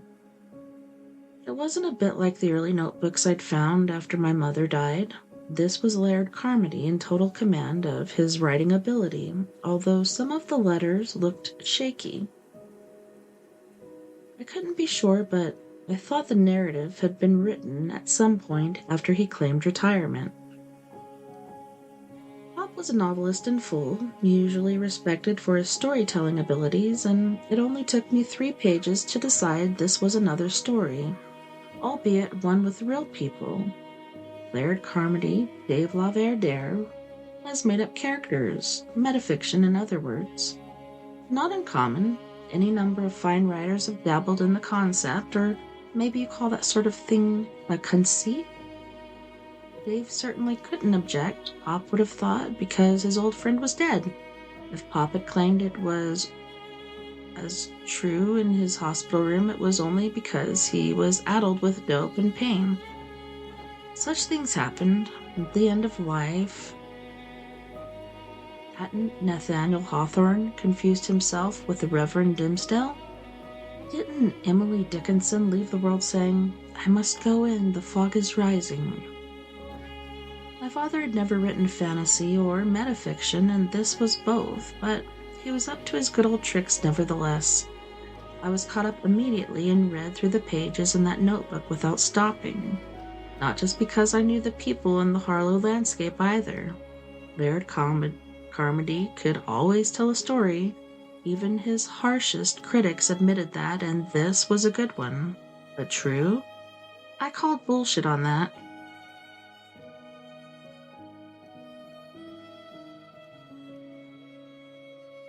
Two. In the old days, when Butch and I ran the town dump, we had Picker Tuesday. It was Butch's idea. We also had Rat Saturday. But that's a different story. If they're going to pick, Butch said, we should give 'em a day to do it, when we can watch out for 'em and make sure some juicer pothead doesn't gash a leg and get gangrene. One old alkie who showed up more Tuesdays than not was Rennie Lacasse. He was what Maine folks called a ratchet jaw, probably even talked in his sleep. Whenever he got talking about the old days, he'd always begin by saying, "That picture never escaped my memory." And that's how I feel about Hunting Trip in 1978 that changed our lives. Those pictures have never escaped my memory.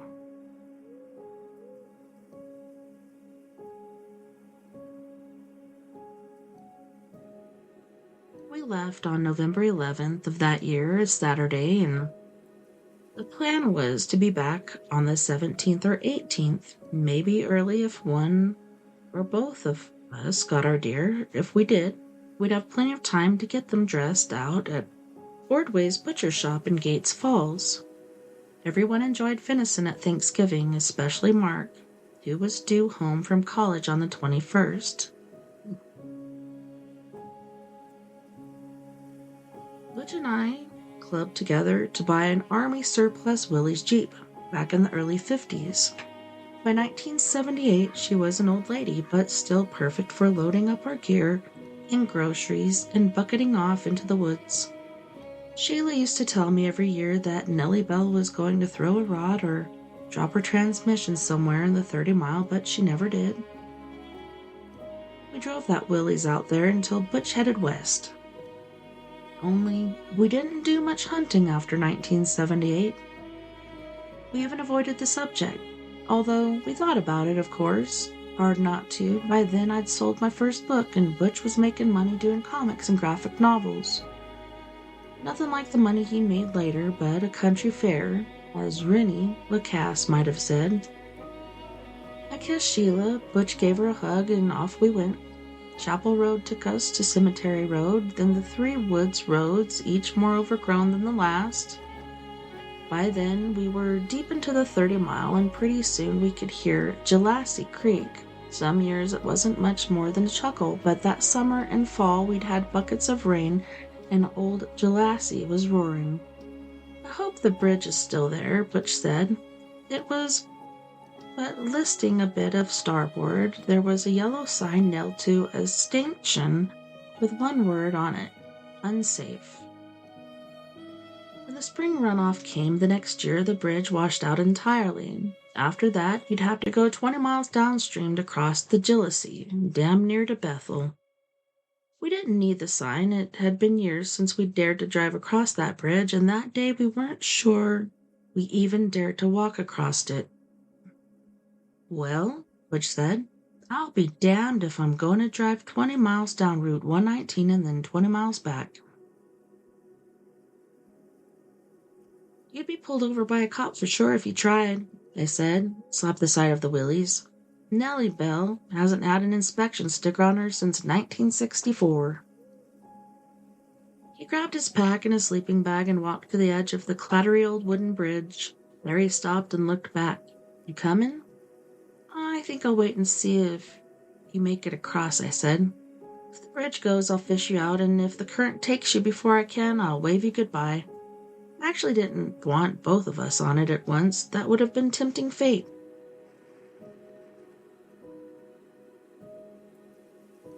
Butch started across. I could hear the hollow clunk of his boot heels over the sound of the creek.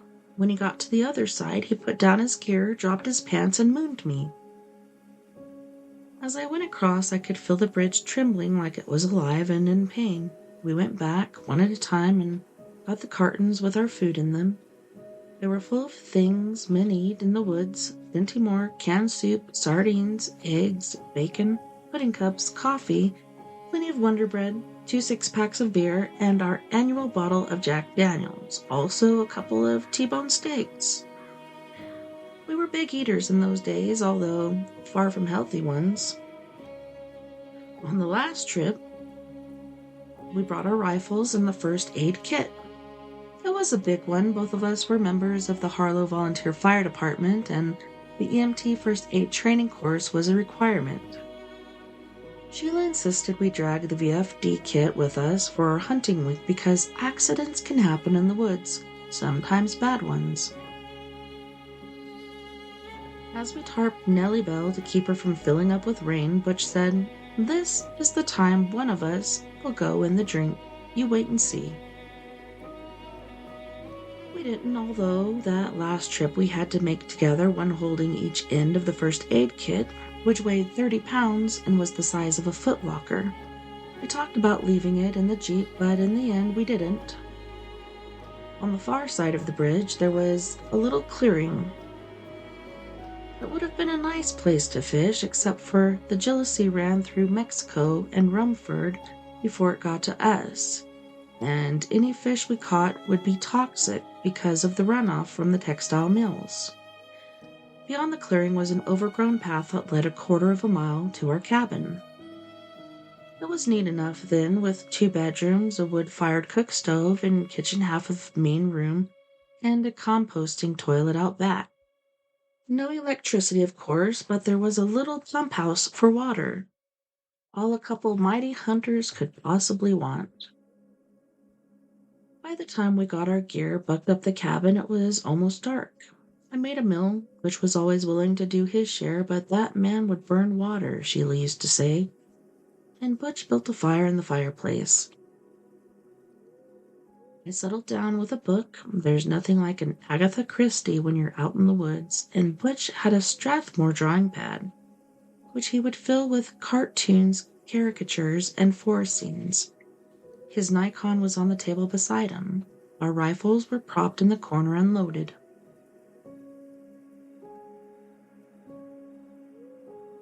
We talked a little, as we always did up there, some about the past and some about our hopes for the future.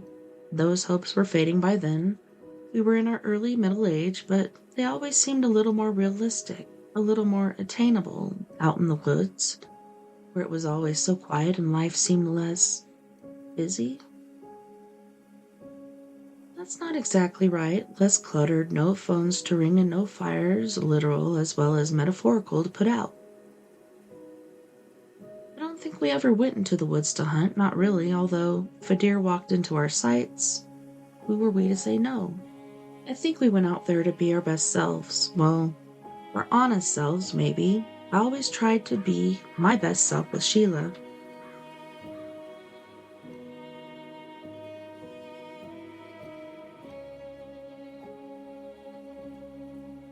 I remember going to bed that night, pulling the covers up to my chin and listening to the wind sigh through the trees. I remember thinking that the fading of hopes and ambitions was mostly painless. That was good, but it was also rather horrible. I wanted to be a writer, but I was beginning to think being a good one was beyond me. If it was, the world would continue to spin. You relaxed your hand, opened your fingers, and something fell away. I remember thinking, maybe that's all right. Out the window, through the swaying branches, I could see some stars. That picture has never escaped my memory. On the 12th, we put on our orange vests and orange hats, and into the woods we went. In the morning, we separated, getting together again for lunch and to compare notes. What we'd seen and what we hadn't. That first day we met back at the cabin, and I made a big pot of pasta with cheese and half a pound of bacon. I called this Hungarian goulash, but any self-respecting Hungarian would have taken one look and covered his eyes. That afternoon, we hunted together. The next day, we ate a picnic lunch in the clearing looking across the creek, which was more like a river that day, at Nellie Bell, which made sandwiches, which he could be trusted to do.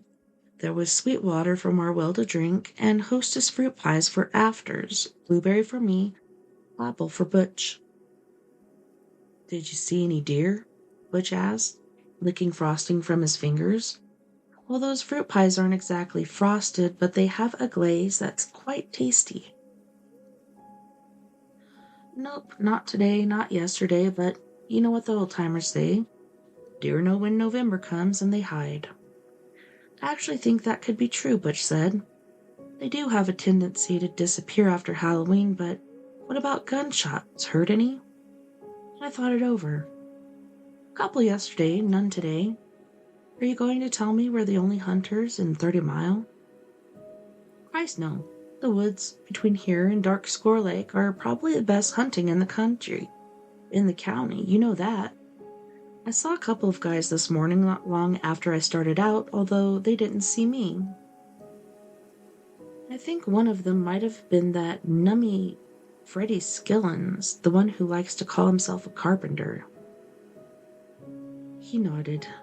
"I was over on the Humpback Ridge, and I saw 3 men on the other side dressed like models from L.L. Bean's and carrying scoped rifles. Just about had to be out-of-staters, and for every one we see there's probably 5 or 10 more. There should be plenty of bang-bang because not all the deer decided to take up stakes and head for Canada, did they?" "Seems unlikely," I said. "The deer are out there, Butchie." "Then why haven't we seen them? And listen." "What am I supposed to be listening for?" "Shh, just shut up a minute and you'll hear it, by which I mean you won't." I shut up. I heard the Jalassi roaring away, no doubt undercutting the bridge supports, even as we sat there on the grass munching the last of our fruit pies. I heard the far-off drone of an airplane, probably bound for Portland Jetport, otherwise nothing. I looked at Butch. He was looking at me and not smiling, solemn. "No birds," I said. "No, and the woods should be full of them." Just then a crow gave out a single loud caw. "There you go," I said, and actually felt relieved. "One crow," he said. "Big deal. Where are the robins? Flown south?" "Not yet, not all of them. We should be hearing nuthatchers and cardinals, maybe a goldfinch and chickadees galore, but there's not even a fucking woodpecker." I usually ignore the soundtrack of the woods. We get used to it, but now that he mentioned it, where were the birds? And something else. "Squirrels," I said. "They should be running around everywhere getting ready for winter. I think I've seen a couple." I trailed off because I wasn't even sure of that. "It's aliens," Butch said in a low, joke, spooky voice. "They could be creeping towards us through the woods right now with their disintegrator ray guns." "You saw that story in the call," I said. "The one about the flying saucer." "It wasn't a saucer. It was a cigar," Butch said. "A flying cigar." "The Tiparillo that came from Planet X," I said. "With a lust for Earthwomen?" We looked at each other and snickered.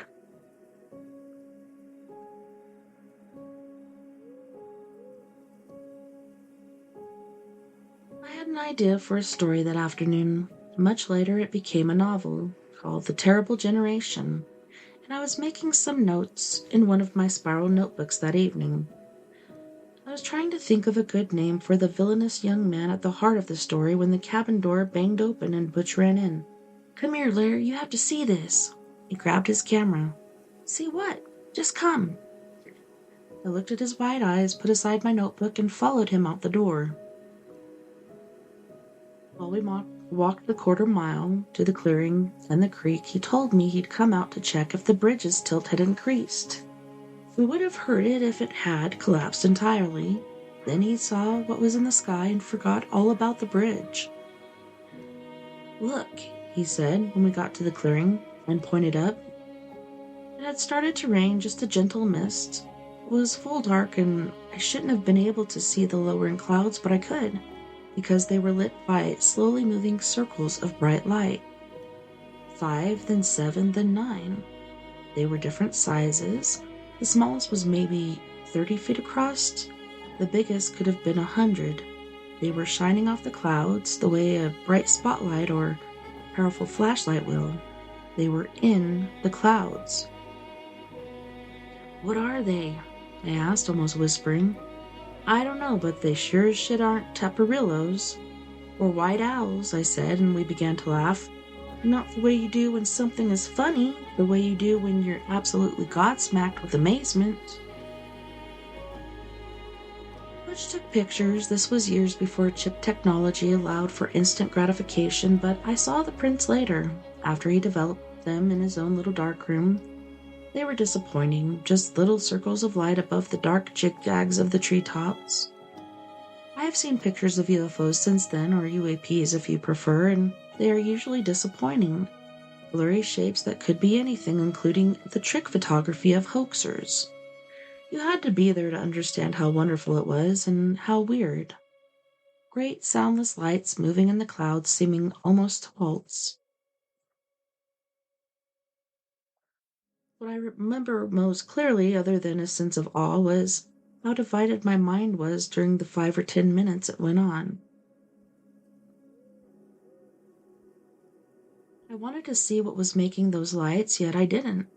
I was afraid, you see, that we were close to artifacts, maybe even intelligent beings from another world. That exalted me, but it also terrified me, looking back on the first contact surely it was that. I think our only two choices were to laugh or to scream. If I had been alone, I almost certainly would have screamed and run away, probably to hide under my bed like a child and deny I'd seen anything. Because we were together and grown men, we laughed.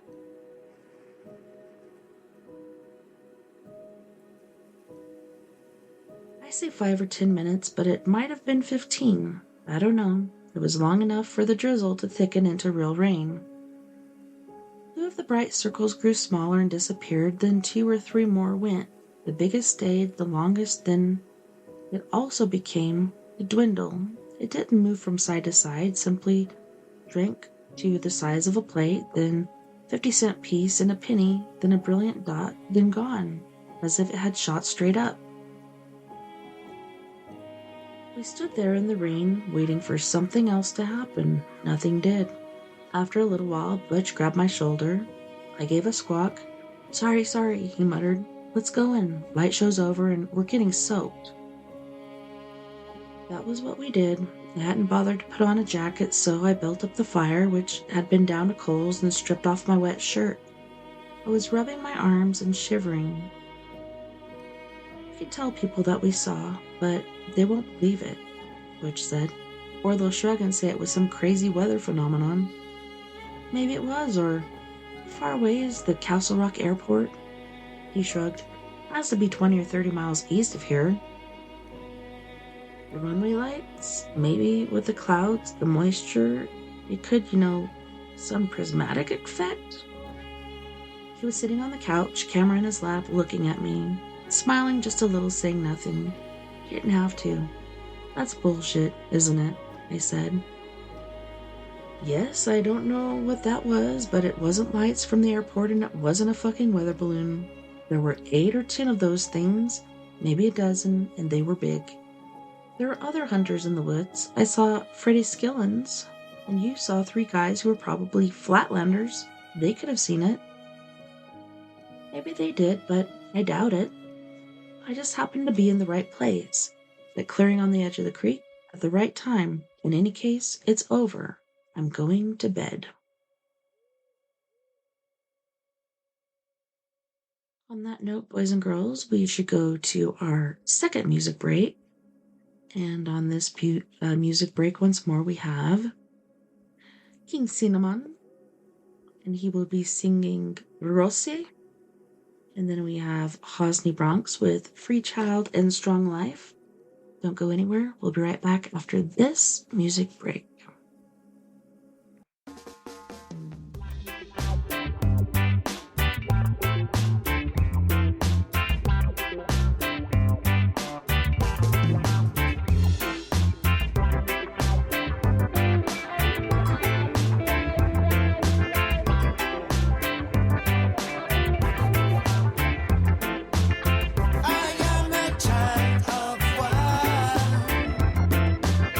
Who decided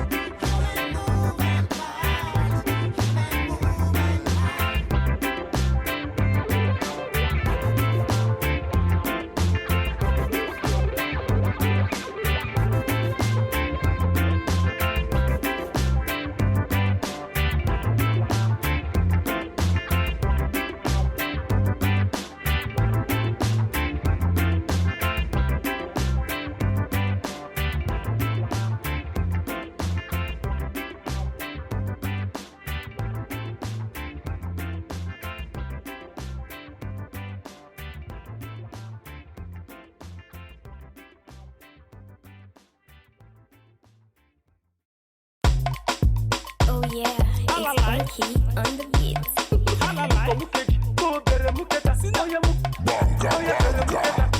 Suck my boobs, you got my body loose. Anytime you talk me, you got me confused. Suck my boobs, you got my body loose. Anytime you talk me, you got me confused. Cinnamon, cinnamon, do it softly. I said you wine your body, eat the sweetie, sweetie. Make it rock my body, I am feeling horny. Make it touch my body, I am feeling sweetie. Suck my boobs, you got my body loose. Anytime you talk me, you got me confused. Suck my boobs, you got my body loose. Anytime you talk me, you got me confused. All my men, they wear out. All my guys, they wear out. Imarama, Imarama, Rosie. Imarama, Imarama, Rosie. All my men, they wear out. All my guys, they wear out. Imarama, Imarama, Rosie. Imarama, Imarama, Rosie. Mukomukeji, go bere muketa. Oya mukomukeji, oya bere muketa. Daddy mu ekon, omo ni pe mukeji. Daddy bere muketa, omo ni fún mi lẹ́yìn. Daddy fisi fisi, omo ni ẹjọ́. Daddy saucy saucy, omo ni ẹjọ́. Daddy kosi kosi, omo ni ẹjọ́. Daddy tohin kosi, omo ni ẹjọ́. Daddy and his baby, them dey for corner. Daddy begin the touch and the girl dey holla. Now daddy begin the open the shirt collar. Now something come out. Daddy begin the suck am. Daddy mu ekon, omo ni pe mukeji. Daddy bere muketa, omo ni fún mi lẹ́yìn. Daddy fisi fisi, omo ni ẹjọ́. Daddy saucy saucy, omo ni ẹjọ́ ẹjọ́. All my men they wear out. All my guys they wear out. Imarama, Imarama, Rosie. Imarama, Imarama, Rosie. All my men they wear out. All my guys they wear out. Imarama, Imarama, Rosie.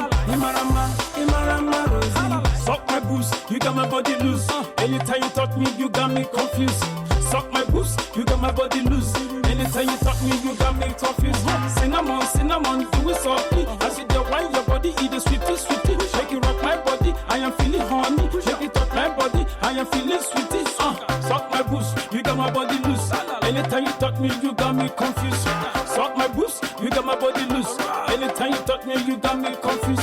Kissy, kissy, I'm on it. Your daddy saucy, saucy, I'm on it. Your daddy kosi, kosi, I'm on it. Your daddy kahin kosi, I'm on it. Daddy contact, I'm on it. Daddy comfort, daddy consist, I'm on it. Daddy can't eat, daddy 120, I'm on it. Daddy 18, daddy 240, I'm on it. Daddy 360, daddy and the baby, them there for corner. Daddy begin the touch and the girl the holla. Daddy begin the open the shirt collar. I come to come, daddy begin the sucker. Daddy move echo, I'm on it pe mukeji. Daddy bere muketa, I'm on it fún mi lẹ́yìn. Daddy fisi fisi, I'm on it ẹjọ́. Daddy saucy saucy, I'm on it ẹjọ́ ẹjọ́. All my men they wear out. All my guys they wear out. Imarama, Imarama, Imarama, Imarama. Oh yeah, it's funky on the beat.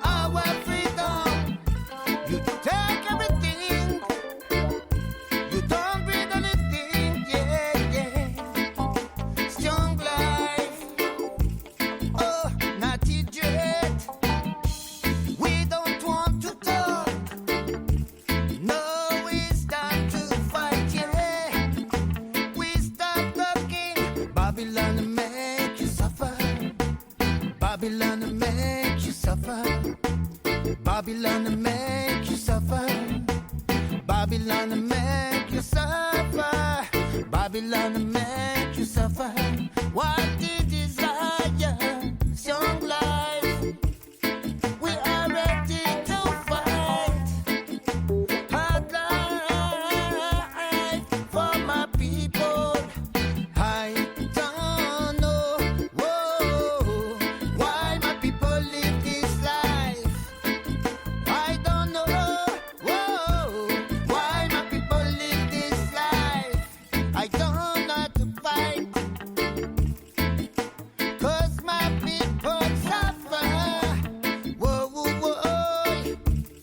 What do you want, Babylon? I don't understand why this world is so strange, strange with my people. I don't know how to fight, but if we are together, it will work. It will work. Babylon no have no heart. Babylon no have no heart. Babylon no have no heart. Babylon no have no heart. My people, you have to survive. Yeah, you must rebuild you and make your own way. You must not give up. The beginning of the revolt will start. We need to follow our true destiny. Whoa, whoa, whoa. Yeah, yeah, yeah, yeah. I don't know why my people live this life. I don't know why my people live this life. The obstacle we face, yeah, is Babylon. The world is a good place, yeah, for our freedom. You take everything, you don't breathe anything, yeah, yeah. Young life, all anti-dread. We must believe in a magical, powerful force that unite us, and not just these people stay speechless again. We don't want to talk, no, it's time to fight, yeah. We start talking. Babylon make you suffer. Babylon make you suffer. Babylon make you suffer. Babylon make you suffer. Babylon make you suffer. What you desire? Young life. We are ready to fight.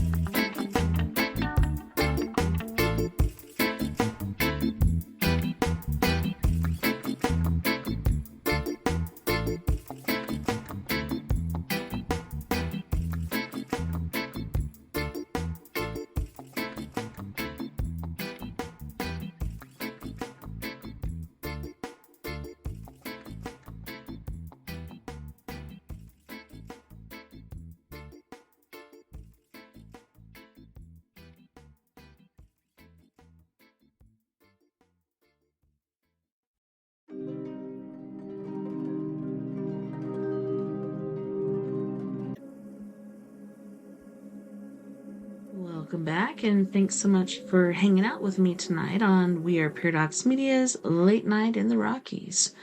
We're almost done. Like I said, third time's a charm. We can do this. Yeah. Hopefully you guys have been enjoying some Stephen King. We're getting to the good part. I've been here before. You must believe me. All right.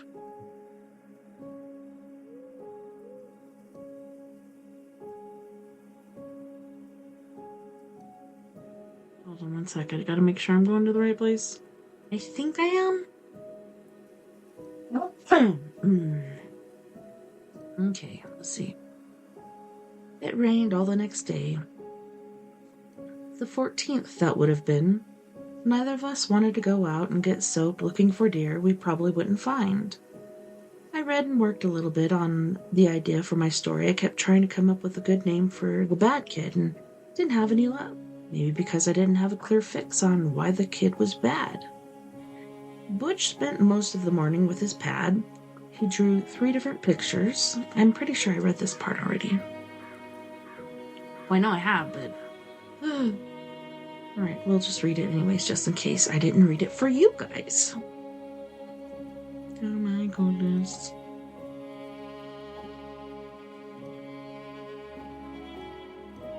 Hope the photos come out, because these suck, he said.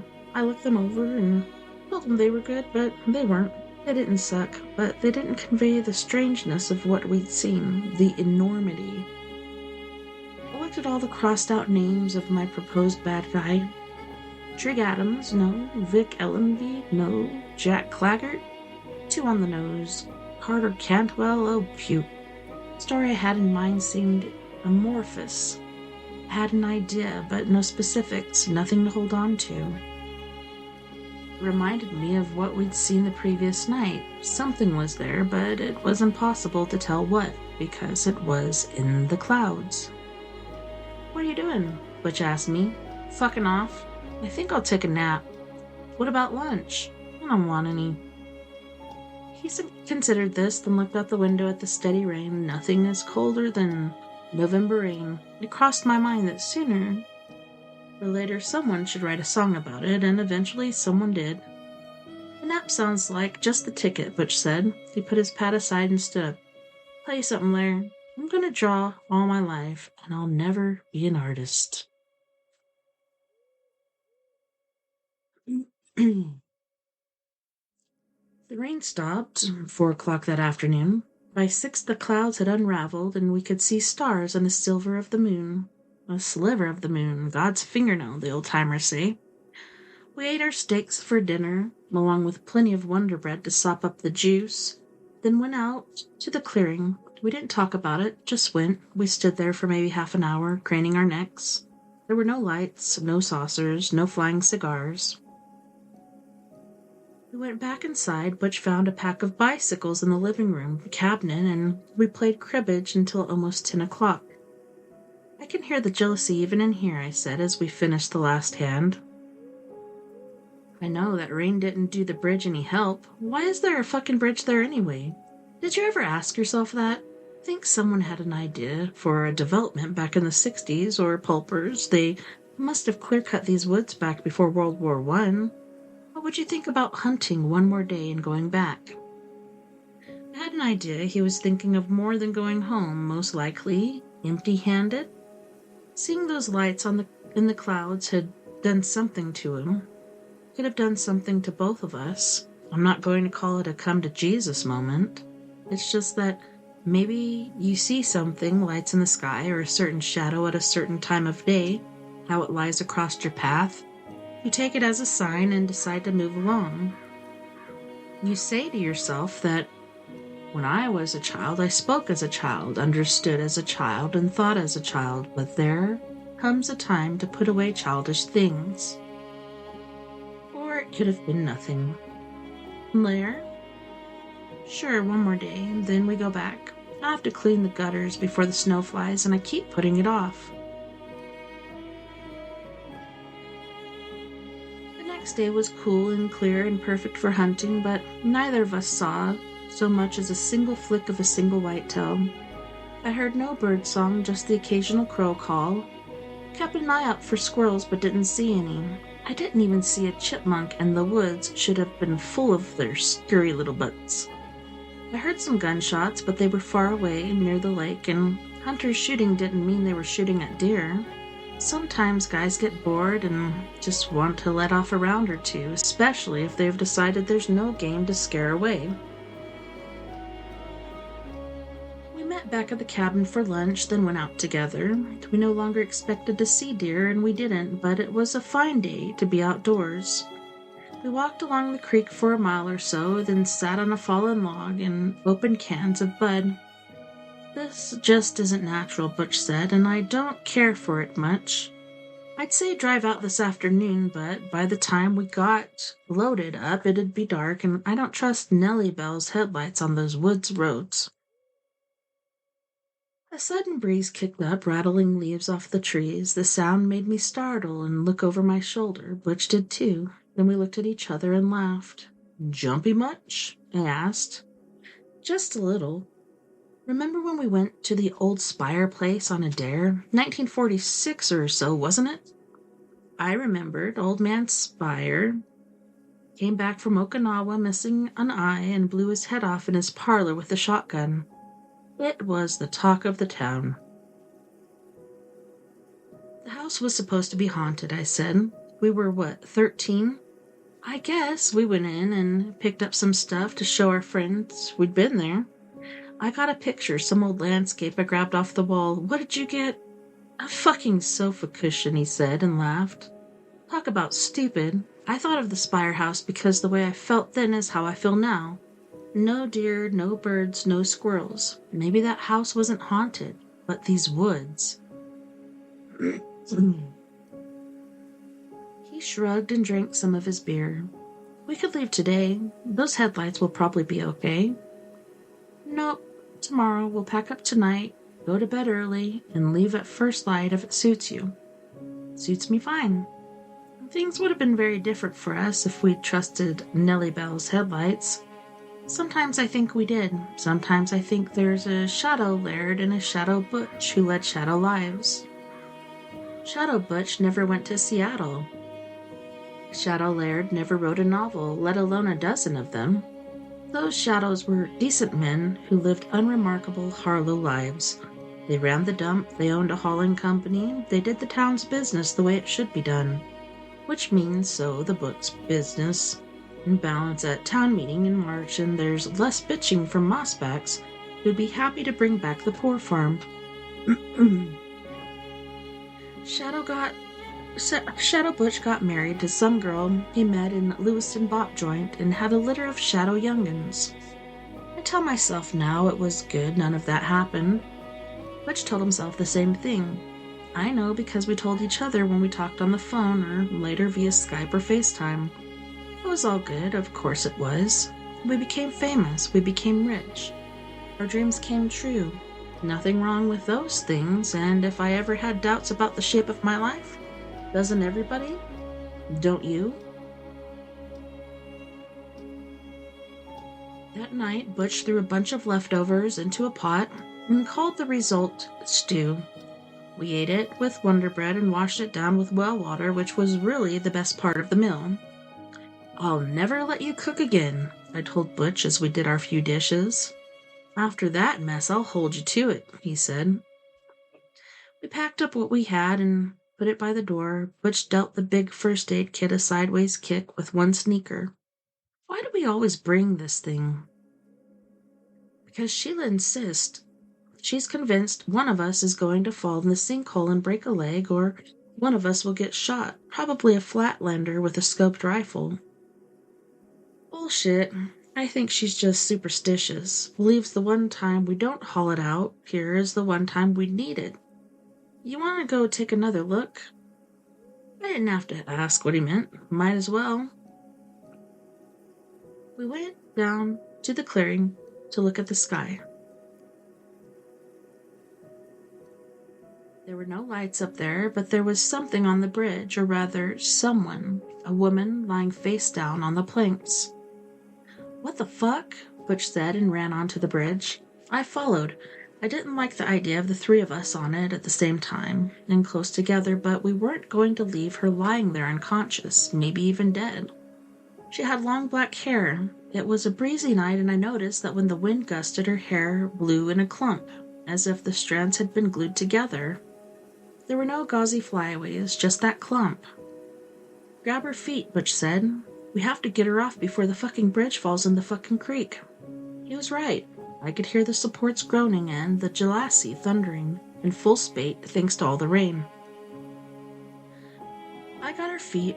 She was wearing boots and corduroy pants, and there was something funny about them too, but it was dark and I was scared, and all I wanted right then was some solid ground under my feet. Butch lifted her by the shoulders and gave a cry of disgust. "What?" I asked. "Never mind. Come on, hurry." We got her off the bridge and into the clearing, only 60 feet, but it seemed to take forever. Put her down, Jesus Christ!" Butch dropped the top half of her and she face-planted, but he paid no attention. He crossed his arms and started rubbing his hands in his armpits as if to get rid of something nasty. He started to put her legs down and froze, not able to believe what I thought I was seeing. My fingers appeared to have sunk into her boots as if they were made of clay instead of leather. I pulled free and stared stupidly at the marks of my fingers as they smoothed out. My God. It's like she's made of Play-Doh or something. Butch? What, for Christ's sakes, what? Her clothes aren't clothes, it's like body paint or camouflage or some damn thing. He bent toward her. It's too dark. Have you got a flashlight? No, didn't bring it. Her hair? I touched it, then pulled away. It wasn't hair. It was something solid but pliable, not a wig. More like carving? I didn't know what it was. Is she dead? I asked. Isn't she? But just then the woman took a long rasping breath. One of her legs twitched. Help me turn her over, Butch said. I took one of her legs, trying to ignore the weird pliability. A thought, Gumby, shot through my head like a meteor and was gone. Butch grabbed her shoulder. We rolled her. Even in the dark, we could see she was young, pretty, and ghastly white. We could see something else as well. It was the face of a department store mannequin, smooth and unlined. The eyes were shut, only her lids had color. They looked bruised. This is not a human being, I thought. She took another rasping breath. It seemed to catch in her throat as if on hooks when she exhaled. She didn't take another one. I think I would have stayed where I was, frozen, and let her die, but it was Butch who saved her. He dropped to his knees, used 2 fingers to yank her jaw, and put his mouth on hers. He pinched her nose and shut and breathed into her. Her chest rose. Butch turned his head to one side, spat, and took another deep breath. He blew into her again, and her chest rose again. He lifted his head and stared at me, bug-eyed. It's like kissing plastic, he said. Then he did it again. While he was bent over her, the woman's eyes opened. She looked at me through the bristles of Butch's buzz cut. When Butch pulled back, she took another of those rasping, guttural breaths. The kit, Butch said. Pin, Inogen 2, hurry, fucking run. I swayed on my feet and for a moment thought I was going to faint. I slapped myself to clear my head, then ran to the cabin. Whatever it is, will be dead when I get back, I thought. I told you none of this ever escaped my memory. That's probably good. The first aid kit was just inside the door, with our packs on top of it. I shoved them aside and opened it. There were 2 fold-out drawers, 3 EpiPens in the top one. I took 2 of them and rammed the drawers shut. Pinched my right index finger in the process. That nail turned black and fell off, but at the time I didn't even feel it. My head was throbbing. I felt like I had a fever. The Inogen oxygen bottle with the attached mask and the controller was on the bottom, along with flares, rolls of bandage, gauze pads, and plastic splint, an ankle brace, various tubes and ointments. There was also a pin light. I took that as well and sprinted back down the path with the light swinging back and forth in front of me. Butch was still on his knees. The woman was still giving intermittent gasps for breath. Her eyes were still open. As I dropped to my knees beside Butch, she stopped breathing again. He bent, sealed his mouth over hers, and pushed breath into her, raised his head and said, Thigh. I know, I took the course. Then do it. He gulped another breath and went at her again.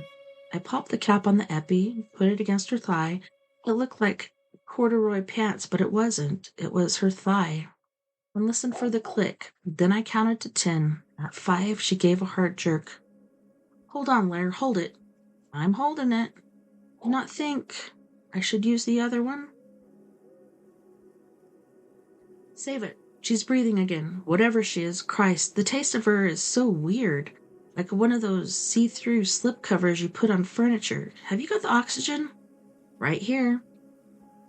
I gave him the mask and bottle. He held the mask over her mouth and nose. I hit the power switch on the controller and saw the green light. High flow. Yeah, shoot the works. I saw a drop of sweat from his forehead hit the plastic mask and run down the side of it like a tear. I pushed the slider all the way to high flow. Oxygen began to hiss on high. The oxygen would last for no more than 5 minutes. And while there were backups of almost everything in the kit, there was a reason it was so heavy. This was the only Inogen. We stared at each other, across her. This is not a human being, I said. I don't know what it is, maybe some top secret cyborg, but it's not human. It's not a cyborg. He jerked his thumb at the sky.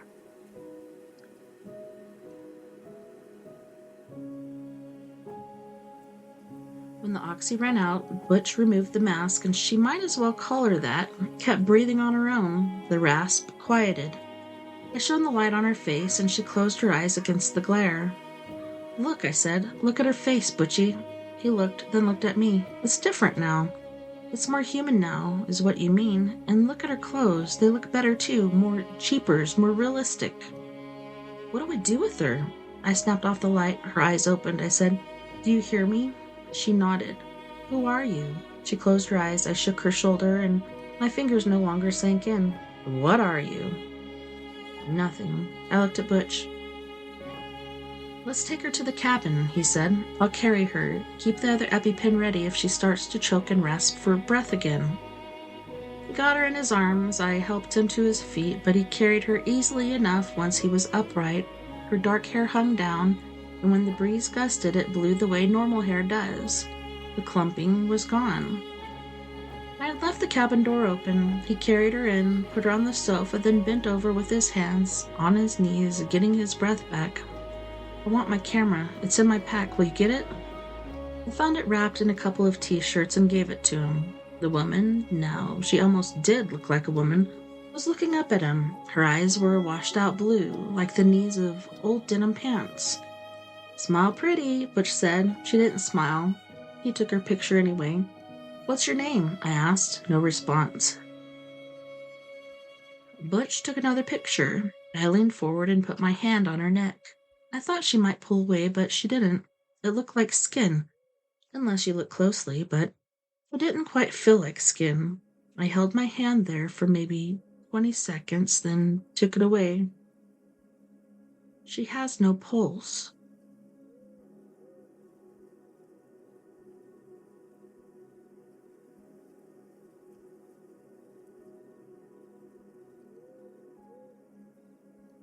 No. He didn't sound surprised, and I didn't feel surprised. We were in shock. Our processing equipment overloaded. Butch tried to slide his hand onto the right front pocket of her corduroy pants, and couldn't. Not a real pocket, he said. None of it is. It's like the costume. I think she's a costume. What do we do with her, Butch? Fucked if I know. Call the police? He lifted his hands, then dropped them, a very un-Butch-like gesture of indecision. Closest phone is Brownie's store, that's miles from here, and Brownie's closes at 7. I'd have to carry her across the bridge to the Jeep. I'd take a turn, I said, this stoutly enough, but I kept thinking of how my fingers had sunk into what looked like boots and weren't. It would mean testing the bridge again, he said. And as for moving her, she's stable now, but what? What are you smiling about?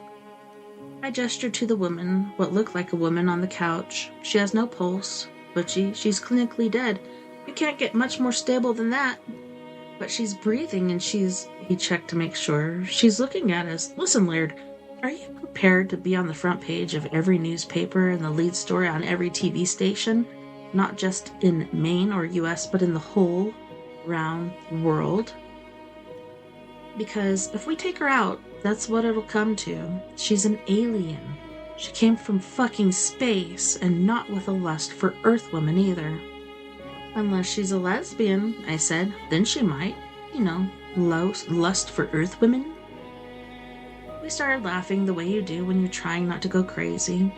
She was still looking at us, no smile, no frown, no expression of any kind. A woman who wasn't a woman, who had no pulse but was breathing, who was wearing clothes that weren't clothes but looked more like clothes all the time. I had an idea that if Butch tried her pocket now, his hand would go in. He might even find some change or half-used roll of lifesavers.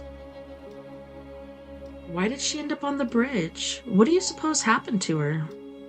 I don't know. I think I never heard what he thought. That was when light flooded in the east-facing window of our cabin's main room. Thoughts came to me, knocking each other over like dominoes. The first was that time had slipped somehow, and the sun was coming up. The second was that sunrise was never that bright in our cabin, because there were too many trees on that side. My third was that some government organization had come for the woman, and those were searchlights. The fourth was that someone had come for her, all right, but it wasn't the government. The light grew brighter still. Butch squinted and raised a hand to shield his eyes. I did the same. I wondered if we were taking a hard dose of radioactivity. Just before the room grew so bright that my vision whited out, I looked at the woman on the couch. Remember me saying that, like old Rennie Lacasse. These pictures never escaped my memory. There's one exception to that. I can't remember what I saw when I looked at her in that awful brilliance, or maybe I blocked it out. Either way, I don't think I was looking at her at all. I think I was looking into her. As to what I saw, I can't remember thinking just one word. Ganglia. Oh. I covered my eyes. No good. The light shone straight through my hands and through my closed lids. There was no heat, but it was going to burn my brains to a cinder just the same. I heard Butch scream. That was when I lost consciousness, and I was glad to go. When I came to, the awful brilliance was gone. So was the woman sitting on the couch. Where she'd been was a young man, maybe 30, probably younger, with neatly combed blonde hair. Part was straight as a ruler.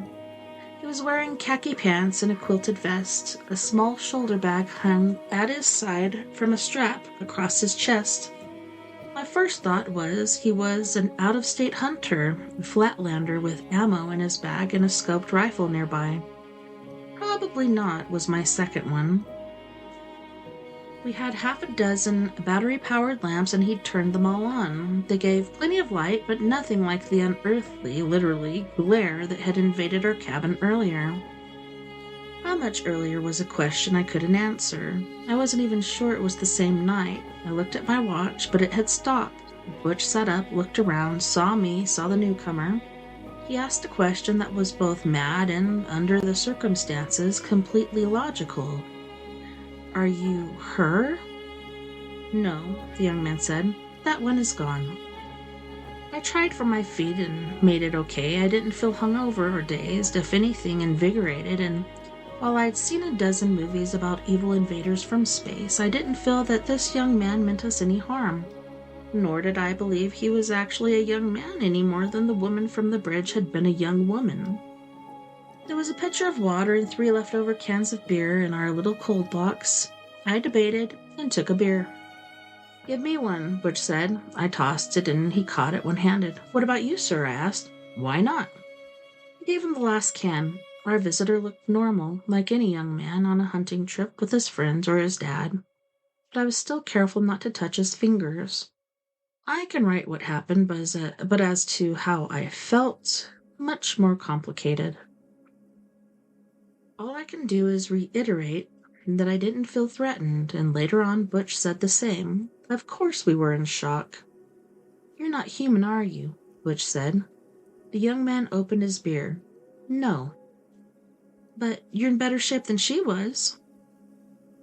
Not one was badly hurt.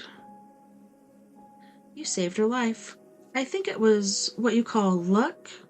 You could just as easily have injected her with something that would have killed her. But the EpiPen worked, I said. Is that what you call it? EpiPen? Short of epinephrine, so I guess it was an allergy that knocked her down. Could have been a bee sting, Butch said and shrugged. Do you know what bees are? Yes, you also gave her your breath. That was the actual saving. Breath is life, more than life. I did what we were taught. Laird would have done the same. I like to think that was true. The young man took a sip of beer. May I take the can when I go? Butch sat on the arm of one of our 2 old easy chairs. Well, old man, you'll be robbing me of the nickel deposit, but under the circumstances, sure. Only because you're from another planet, you understand. Our visitor smiled the way people do when they understand it's a joke, but don't get the point of it. He had no accent, certainly not a down east twang, but I got the clear sense of a man who was speaking a learned language. He opened his bag. There was no zipper. He just ran his finger down its length and it opened. He popped the bud can inside. Most people wouldn't have done what you did. Most would have run away. Butch shrugged. Instinct and a little training, I guess. Laird and me are in the local volunteer fire department. Do you get that? You halt combustion before it can spread. I guess that's one way of putting it. The young man dipped into his bag and brought out something that looked like a spectacle case. It was gray with a silver shape like a sign, a sin wave embossed on the lid. He held it in his hand and in his lap. He repeated, Most people wouldn't have done what you did. We owe you. For Ela.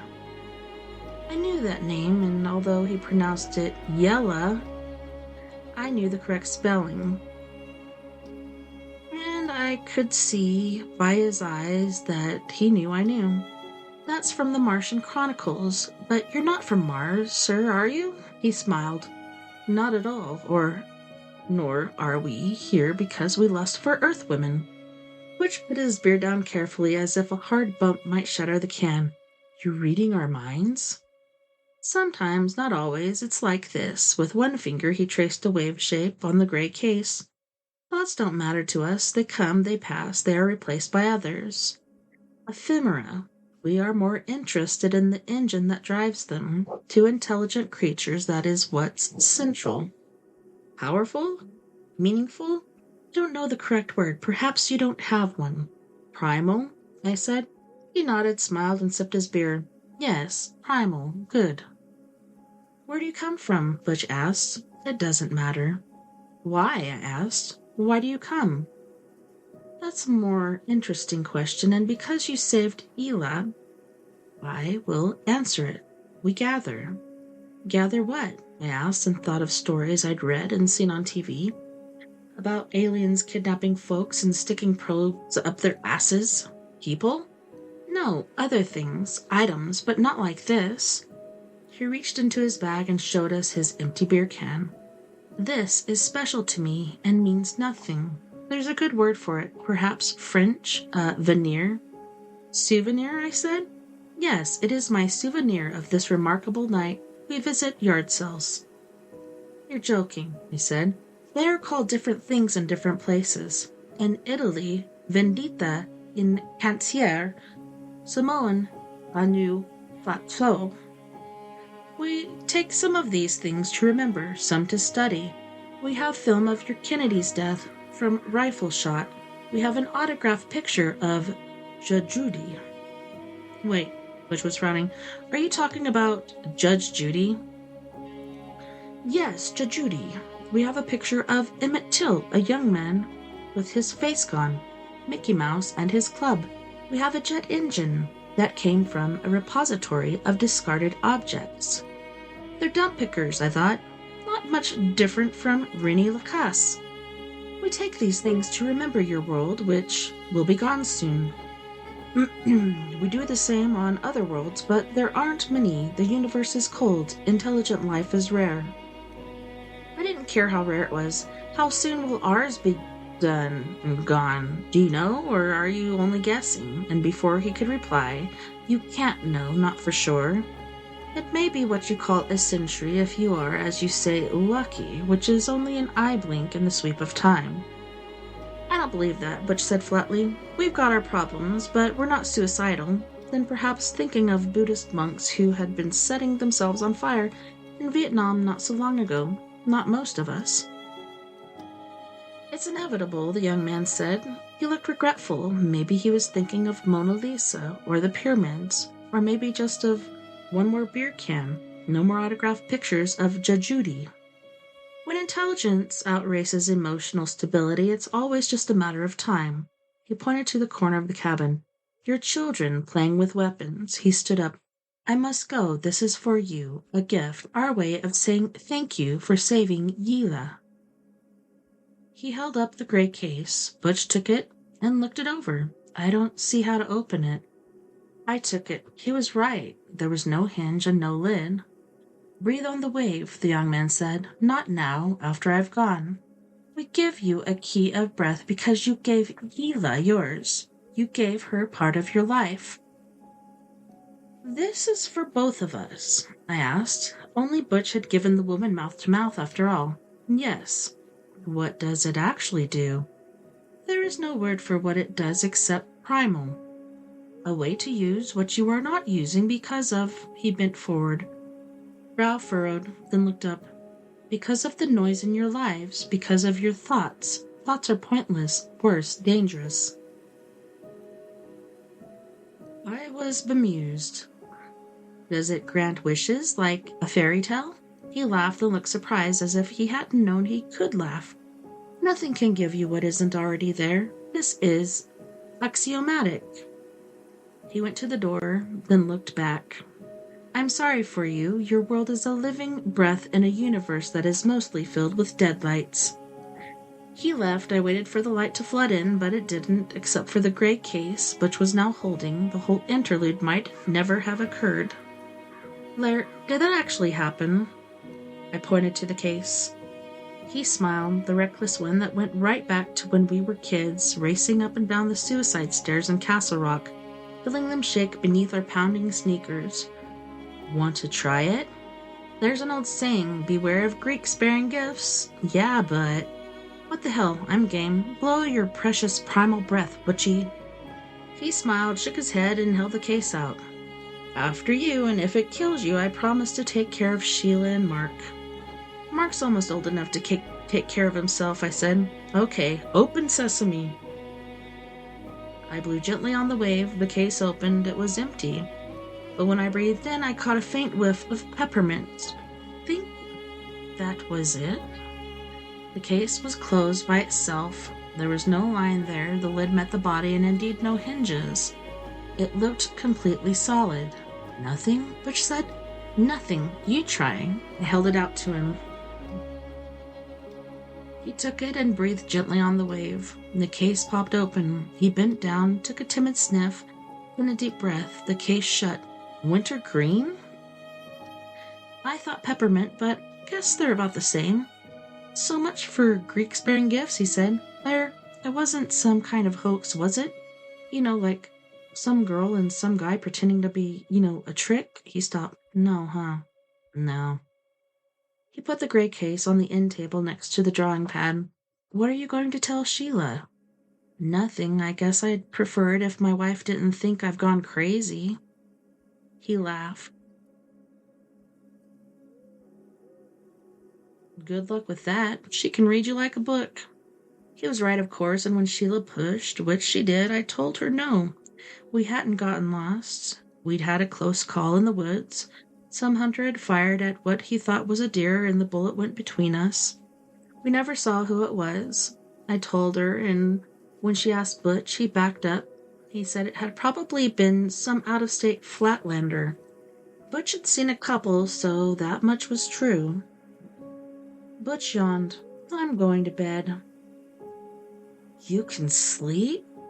I yawned too. What time is it anyway? Butch looked at his watch and shook his head. Stopped. Yours? Yes, and... It's a wind-up. Should be fine, but it's not.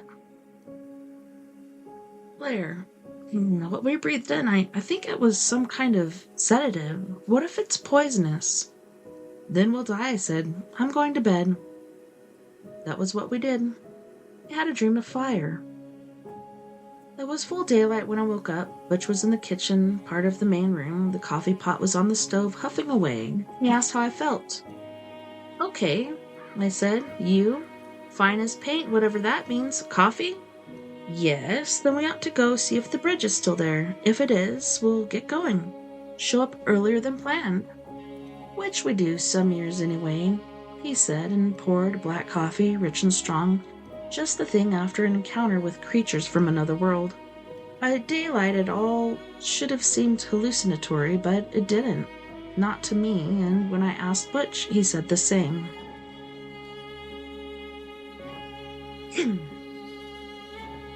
The Wonder Bread was gone, but there were a couple of fruit pies left.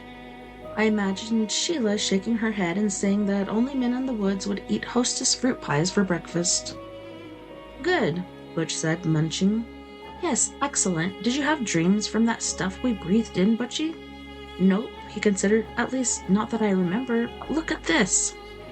He picked up his pad and flipped past the pictures he'd drawn during the evenings, the usual sketches and caricatures, including one of me with a big grin on my balloon head, flipping flapjacks in a skillet. Near the back he stopped and held the pad up to me. It was our young visitor from the previous night. Blonde hair, vest, khaki pants, shoulder bag. There was no caricature. It was that man. Might as well call him that. To the life, with one exception, Butch had filled his eyes with stars. Holy shit, that's terrific, I said. How long have you been up, anyway? About an hour. Did that in 20 minutes. I just knew what to do. Like it was already there. Never changed a single line. Crazy, right? Crazy, I agreed. I imagined telling him that I dreamed about a burning barn. It had been incredibly vivid. I had tried several different ways to get into a story about a freak storm I'd been playing with for quite a while. Years, actually. It had originally occurred to me when I'd been about the age of my son, the age he was now. I'd try this character, then that character, then some overview of the town where I wanted to set the thing. Once I even tried kicking things off with a weather bulletin. Nothing worked. I felt like a guy trying to open a safe when he's forgotten the combination. Then this morning, courtesy of my dream, I saw a bolt of lightning hitting a barn. Saw the weather vane, a rooster, turn red with the heat as fingers of fire spread down the barn's roof. I thought everything else would follow. No, I knew it. I picked up the thing that looked like a spectacle case from where we'd left it the previous night and tossed it from hand to hand. This did it, I said, then tossed it to Butch. He caught it and said, Sure, what else?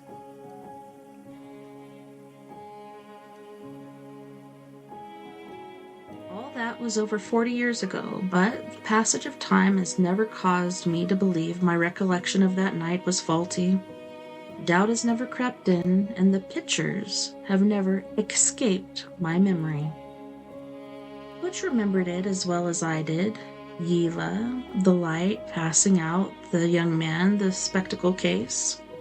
That case, so far as I know, is still in the cabin. We went out there a few more Novembers before Butch headed west, and each took a turn blowing on the embossed wave, but the case never opened for us again. Nor will it open for anyone else, I'm sure. Unless someone has stolen it, and why would they? It's still on the mantel of the fireplace where Butch put it the last time we were there. The final thing Butch said to me before we left the cabin that day was that he didn't want to draw in this pad anymore, at least for a while. I want to paint, he said. I have 1,000 ideas. I had only one, the burning barn that became the first scene in the lightning storm. But I felt sure others would follow. The door was open. All I had to do was walk through it. Sometimes I'm haunted by the idea that I'm a fake. Before he died, Butch said the same in several interviews. Is that surprising? I don't think so. We were one thing when we went into the woods in the fall of 1978. We were something else ever after. We became what we became. I suppose the question has to do with talent. Was it in us, or was it something given to us like a box of candy? Because we saved Yila's life. Would we be proud of what we accomplished? Kind of a lifting up by the bootstraps deal? Or were we just a pair of hosiers, taking credit for what we never would have had if not for that night. What the fuck is talent anyway?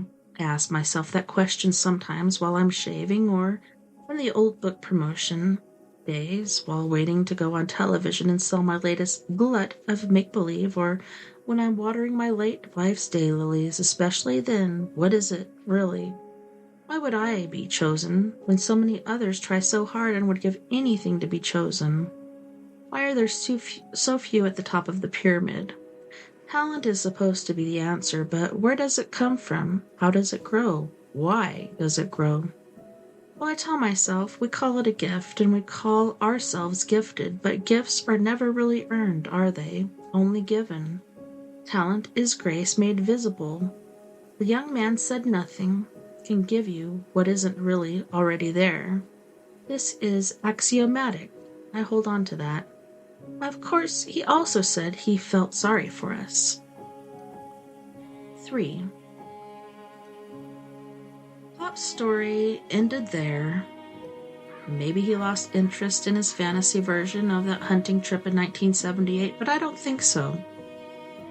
Those last few lines felt like a climax to me. I pulled a proof copy of The Lightning Storm from the shelf over his desk, maybe the same one I'd looked at not long after my mother's death.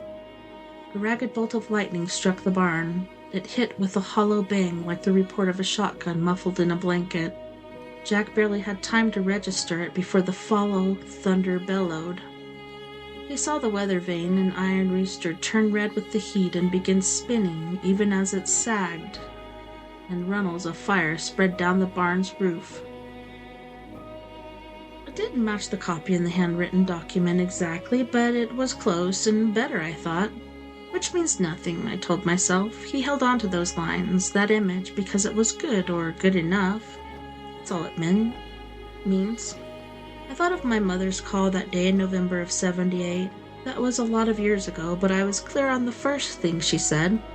Something happened to your father while they were on the hunting trip, and to Butch. She didn't want me to come home right away, she said, because both of them were all right, but that weekend for sure. She said they claimed to have gotten lost, although both of them knew the 30-mile too well for that to happen. Like the back of their hand, I murmured. That's what she said, but... I went back to Pop's manuscript. I told her we'd had a close call in the woods. Some hunter had fired at what he thought was a deer. The bullet went between us. Which version was true? According to the manuscript, neither of them. I think that was when I started to believe Pop's story. Or, no, that's not quite right because it was still too fantastic, but that's where the door opened to belief. Did he ever tell her what he thought was the real story? Was that possible? I thought it was. Marriage is honesty. It's also a repository of shared secrets. He'd only filled half of the spiral notebook. The rest of the pages were blank. I picked it up, meaning to put it back in the bottom drawer, and a sheet of paper fluttered out from between the last page and the back cover. I picked it up and saw it was a receipt from the incorporated town of Harlow, made out to L&D Haulage, a company I'd thought defunct for at least 50 years and maybe longer. L&D had paid property taxes for the years 2010 to 2050 at current 2010 rate for a tract of land bordering on Gillespie Creek in the unincorporated township of TR90, paid it in a lump sum. I sat back in Pop's chair staring at the amount tendered. I think I said, "Holy fuck." Paying in advance at 2010 rates was probably a terrific deal, but to pay 40 years in advance in a town where most people were behind on their taxes was unheard of.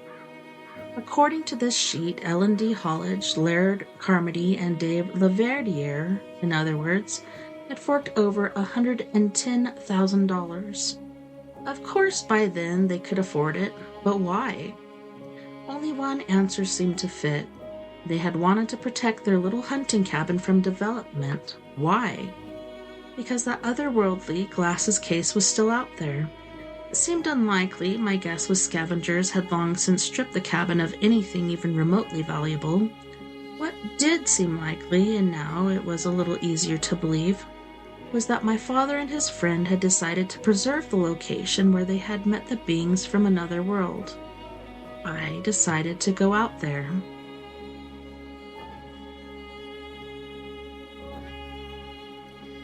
Man, I'm tempted to keep reading, but I don't know, I think we should stop right there. I'm gonna put a bookmark on there. Alright. Yeah, I don't remember how it said to highlight this. Oh well. Oh, really? Yeah, it bookmarked it, so that's good. Gotta be careful not to press the wrong buttons. Don't want to go through that again now, do we? But, yeah, thanks for hanging out, guys. Man, that was a long night. I started at 8 o'clock, and here it is, 3:02 in the morning. Actually started at 7, and, yeah, an hour and a half the day before. I learned my lesson, I think. I sure as heck hope so.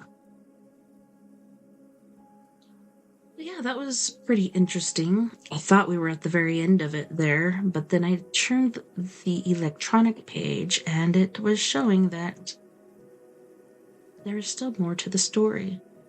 But what did you think? Did you enjoy Stephen King's book?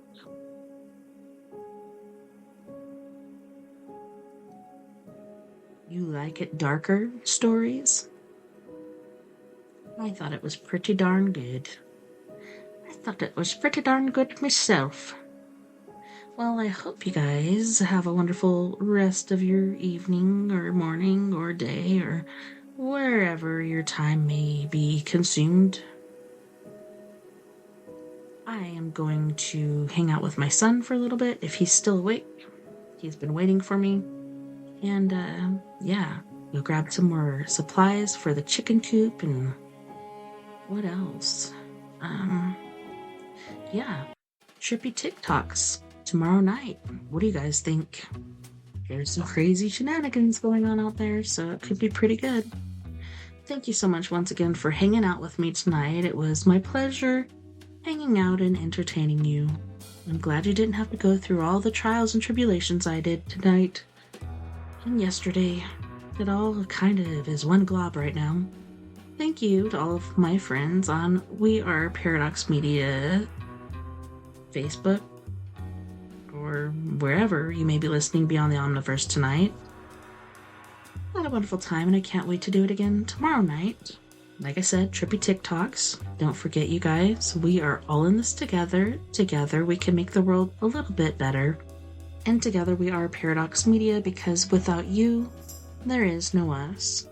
Please, if you have the means, ability, or initiative, if you believe in what I'm doing here, just enjoy hanging out with me on the airwaves. Sling or fling some green my way. It would really help me keep this mothership afloat. Places you can donate are by mail, P.O. Box 663, Bayfield, Colorado, 81122, Cash App, $TessaTNT, PayPal at TessaTNT, and Venmo at Tessa-Thomas-Peterson. Nighty night, love and light, and take care of my ewes. Mwah.